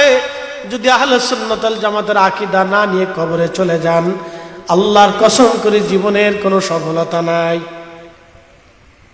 কি কথা কন না কেন? জীবনের কোনো সফলতা নাই, 4 পয়সায় জীবনের কোনো দাম নাই, 4 পয়সাও দাম নাই। এই জন্য আকীদা আহলে সুন্নাত ওয়াল জামাত নিয়ে যাওয়াটাও এটা জীবনের অনেক বড় সফলতা। এই জন্য সফল যদি হতে চান তো আল্লাহ রসুলের সুন্নতের জিন্দেগি নিয়ে আসেন। সফলতা যদি পেতে চান, সতরার হুজুর কেবলা যেই লাইনে চলছে সেই লাইনে চলে আসেন। সফলতা যদি নিতে চান, আউলিয়া ইকরাম যে রাস্তাতে ওলি হয়েছে সে রাস্তায় চলে আসেন। সফলতা যদি নিতে চান, ওলি হতে না পারলেও ওলিদের সঙ্গী হয়ে যান। আল্লাহ ওলিদের সঙ্গী হিসেবে আপনারা কবুল করুক, জোরে বলেন আমিন। আমি ওলি হতে পারি নাই, কিন্তু কি হয়েছি, ওলির সঙ্গী হয়ে গেছি, ওলির মুহিব্বিন হয়ে গেছি। কিয়ামতের ময়দানে আল্লাহর বান্দা গুনাহে জর্জরিত হয়ে গেছে, ক্ষমার কোনো সিস্টেম নাই, নেকের অভাব হয়ে গেছে। আল্লাহ ফেরেশতারা ডাক দিবে, রব্বুল আলামিন তার তো নেকের অভাব হয়ে গেছে, তোমার বান্দার ব্যাপারে কি ফয়সালা করব? আল্লাহর বড় দয়া লাগবে বান্দার দিকে তাকাইয়া, আল্লাহ চায় বান্দারে মাফ করে দিতে। তো সেই সময় আল্লাহর ডাক দিবে বান্দা ফেরেশতারা রে, দেখো দুনিয়াতে আমার কোনো বুজুর্গ, আমার কোনো অলির সাথে তার কোনো বন্ধুত্ব ছিল কিনা, আত্মীয়তা ছিল কিনা। ফেরেশতারা এসে ডাক দিবে, ও আল্লাহর বান্দা, দুনিয়াতে আল্লাহর কোনো অলির সাথে তোমার বন্ধুত্ব আত্মীয়তা ছিল কিনা? বলবে না, তা ছিল না। ফেরেশতারা আবার যা বলবে, রাব্বি, দুনিয়াতে তোমার এই বান্দার সাথে কোনো অলির বন্ধুত্ব আত্মীয়তা ছিল না। আল্লাহ ডাক দিবে, আবার যাও জিজ্ঞেস করো আমার এই বান্দা দুনিয়াতে আমার কোনো অলিকে দাওয়াত করেছিল কিনা, তার সোহবতে গিয়েছিল কিনা, তার মুহিব্বিন হয়েছিল কিনা। ফেরেশতারা ডাক দিবে, ও বান্দা দুনিয়াতে আল্লাহর কোনো অলির সাথে তোমার মুহাব্বত ছিল কিনা, সুসম্পর্ক ছিল কিনা, কোনো মহাব্বত ছিল কিনা, তার সাথে কোনো বন্ধুত্ব ছিল কিনা, তাকে একবেলা কখনো দাওয়াত করে কখনো খাওয়াইছো কিনা, তার সাথে উঠা বসা ছিল কিনা। আল্লাহর বান্দা বলবে না, তাও তো ছিল না। আমার রবের দরবারে ফেরেশতারা যা বলবে, আল্লাহ তোমার কোনো অলির সাথে বন্ধুত্ব ছিল না, সম্পর্ক ছিল না, সোহবতে বসেও নাই। আল্লাহ ডাক দিবে, আমার বান্দাকে তো মাফ করব। জিজ্ঞেস করো আমার কোনো অলির চেহারার দিকে তাকায়া কখনো আত্মতুষ্টি এবং মুস্কি হাসিও কখনো দিয়েছিল কিনা দেখো। ফেরেশতারা যা বলবে, হে আল্লাহর বান্দা, আল্লাহর কোন ওলির দিকে তাকায় মুস্কি হাসছিল কিনা, বলো অন্তরে তুষ্টি এসেছিল কিনা, বলে দাও। তখন বলবে, হ্যাঁ আল্লাহর কোন এক ওলিকে দেখে আমি মহব্বত করে হেসেছিলাম এবং আত্মতুষ্টি হয়েছিল। আমার রব বলবে, যাও আমি আমার এই বান্দাকে এই উসিলায় মাফ করে দাও। আল্লাহ আমাদেরকে পাশ করার তৌফিক দিন। সকলে বলে না আমিন। লম্বা কথা বাড়াবো না, আলোচনার ইতির দিকে চলে যাচ্ছি। রব্বে করিম আল্লাহর ওলিদের সোহবতে আমাদেরকে এই তাসবির দানা যেভাবে দেখবেন সুতার সাথে একটার সাথে একটা, একটার সাথে একটা লেগে থাকে না, সুতা। প্রত্যেক অলিদের দরবার কিন্তু একেবারে সুতা যে যে লাগতে লাগতে লাগতে লাগতে আল্লাহ রসুল পর্যন্ত চলে গেছে। মারহাবা বলবেন না? কোন পর্যন্ত গেছে? আল্লাহ রসুল পর্যন্ত সিলসিলা চলে গেছে। কাদেরিয়া, চিশতিয়া, নাকশবন্দিয়া, মুজাদ্দিদিয়া, সব মূল গাছের গোড়া কিন্তু মদিনাতুম মুনাওয়ারা, মদিনার থেকে শাখা প্রশাখা তাম দুনিয়াতে ছড়িয়ে গেছে। এই জন্য কোন ওলির দরবার যে কোনো সিলসিলার মাধ্যম দিয়ে আল্লাহ রসুল পর্যন্ত চলে গেছে, আল্লাহর মেহবুব পর্যন্ত চলে গেছে। এই জন্য সিলসিলা ভুক্ত হওয়াটাও এটা অনেক বড় নেকির কাজ। আমি আপনাদেরকে ছোট্ট একটা পরিসংখ্যান দিই। বলেন তো 100 বছর পরে আমাদের জন্য দোয়া করার কেউ কি থাকবে? কেউ থাকবে না। কিন্তু 100 বছর পরে সিলসিলা থাকবে। 100 বছর পরে কি থাকবে? সিলসিলা থাকবে। তা আমরা এই যে এখন দোয়া করার সময় দেখবেন, আমি প্রত্যেক মাহফিলে যখন দোয়া করি তখন দোয়ার সময় বলি, আল্লাহ কাদেরিয়া, চিশতিয়া, নকশবন্দিয়া, মুজাদ্দিদিয়া যত ওলিরা তাদের মুহিব্বিনরা কবরে চলে গেছে, আল্লাহ তাদের কবরে এই মাহফিলের সওয়াব পৌঁছাও। আমি প্রত্যেক ওয়াজে দোয়ার শেষে দোয়ার সময় আমি এইভাবে বলি, আল্লাহ যারা কাদেরিয়া, চিশতিয়া, নকশবন্দিয়া, মুজাদ্দিদিয়া তোমার যত ওলিরা ঘুমিয়ে গেছেন, তাদের মুহিব্বিনরা যারা চলে গেছেন, তাদেরকে যারা ভালোবাসছিল, তাদের সিলসিলাভুক্ত, আল্লাহ সবার কবরে তুমি নেকি পাঠাও। তার মানে আমার মতো আরো যত সুন্নি আলেম আছে তারাও কিন্তু এইভাবে দোয়া করে। কথা কর না, ঠিক কিনা? সুন্নি আলেম ছাড়া বাকিরা কিভাবে করে আমি জানি না, তারা অনেকে করো।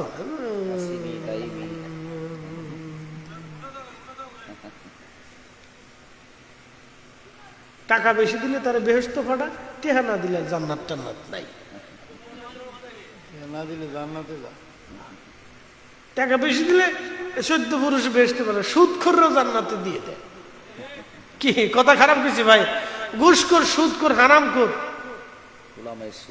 একবারে হে সব বেহেশতে ফাটাই দেয়। 14 পুরুষ জান্নাতে দিয়ে দেয়। টাকা দিছে জান্নাত পেয়ে গেছে, বিরাট বড় তকবীর দেয়। আর তারা দানবীর, বিশিষ্ট সমাজ সেবক, দানবীর, দানশীল কত কিছু বানায়। আর হেরাও চিন্তা করে সারা জীবন আকাম কাম করে 2 নম্বরে টাকা বসে বসেছি, কত দূর দিয়ে শিখে যায় হুজুরা বেস্ত টেস্ত বেঁচে কিনা। আবার এখন সামনে নির্বাচন আসতেছে, কেউ বেহেশত বেচবে, কেউ জান্নাত বেচবে, কেউ এটা বেচবে, সেটা বেচবে, কেউ জাহান্নাম চেলবে। সাবধান, এখানে ভোট দিলে কিন্তু জাহান্নামে চলে যাবে। তো ভোটাভুটি এটা আপনাদের যারা খুশি তারা দেন, সেটা খুশি।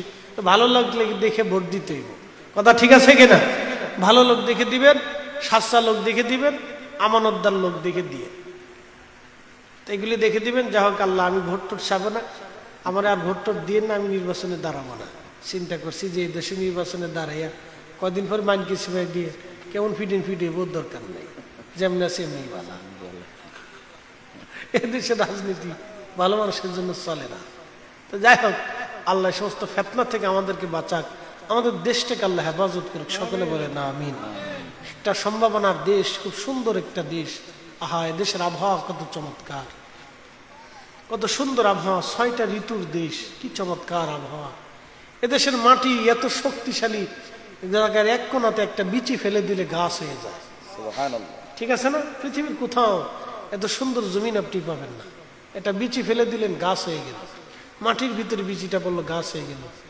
নদীর পারে কত জায়গা, কত সুন্দর সুন্দর, কত সুন্দর দৃশ্য। মানুষ বেশি, অনেক মানুষের দেশ এটা, বেশি মানুষ, বাপরে বাপ কত মানুষ, 18 কোটি মানুষ। চিন্তা করা যায়, যেদিকে যাবেন শুধু মানুষ আর মানুষ, মানুষ আর মানুষ, মানুষ আর মানুষ। মাঝে মধ্যে তাকিয়ে দেখবেন মানুষ আছে, কিন্তু অরিজিনাল মানুষ পাওয়া যায় না। মানুষের সংখ্যা খুব কম, অনেক মানুষ কিন্তু মানুষের সংখ্যা খুব কম। এই জন্য অলিদের সহবতে আসলে প্রকৃত মানুষ হওয়া যায়। গীবত, তহমত, শেকায়েত, আকাম কুকাম, আদাম্যা বাদাম্যা, হালাল হারাম বেশি বেশি অলিদের দরবারে চলে। অলিদের দরবারে যারা আসে দেখবেন তার অধিকাংশ মানুষ ভালো হয়ে যায়, কথা কন নাকি, ঠিক কিনা? কি হয়ে যায়? ভালো হয়ে যায়। চিন্তা করে, না আমার এই কাজ করা যাবে না, আমি একজন পীর ধরা মানুষ, বায়াত নেওয়া মানুষ, আমি কি করে অন্যায় করতে পারি? কথা ঠিক আছে না? আমি খাজা বাবা আজমেরের ভক্ত, আমি কি করে অন্যায় করবো? এটা হতেই পারে না। এই জন্য পীর ধরা মানুষগুলি দেখবেন সহজ সরল হয়ে যায়। এদেরকে ওরা কয় বুকা, মাজার পূজারি, পীর পূজারি, ঠিক আছে না?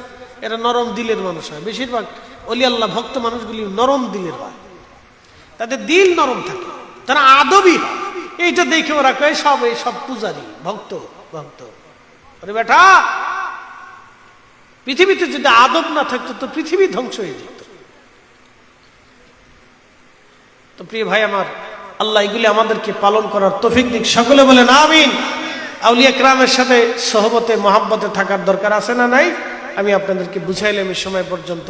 আল্লাহ আমাদেরকে এই বিষয়ের উপর আমল করার তৌফিক দিক, আমরা বেশি বেশি যেন আউলিয়া কেরামের পথে মতে এবং আল্লাহর দেওয়া কোরআন ও রাসূলের জিন্দেগির উপরে আমাদের জীবনকে আমরা পরিচালিত করতে পারি। আল্লাহ তৌফিক নসিব করুন, সকলে বলেন আমিন। বিদায় নিচ্ছি। নারে তাকবীর, না হয় না, জোরে বলেন। এখন যে হুজুর আসবে দেখবেন চমৎকার, নারে রিসালাত। না হয় না, আপনারা যেমনি করছেন। ভাই এসে দেখলে, আমার হাসান রাজা ভাই অত্যন্ত সুন্দর মনের একজন মানুষ, সামনে প্রশংসা করব না, উনি অনেক চমৎকার শের গান রসুলের শানে, চমৎকার চমৎকার কিছু কিছু শের আমার কাছে খুব ভালো লাগে। আল্লাহ হায়াতে ইলমে বরকত দান করুন, জোরে বলেন আমিন।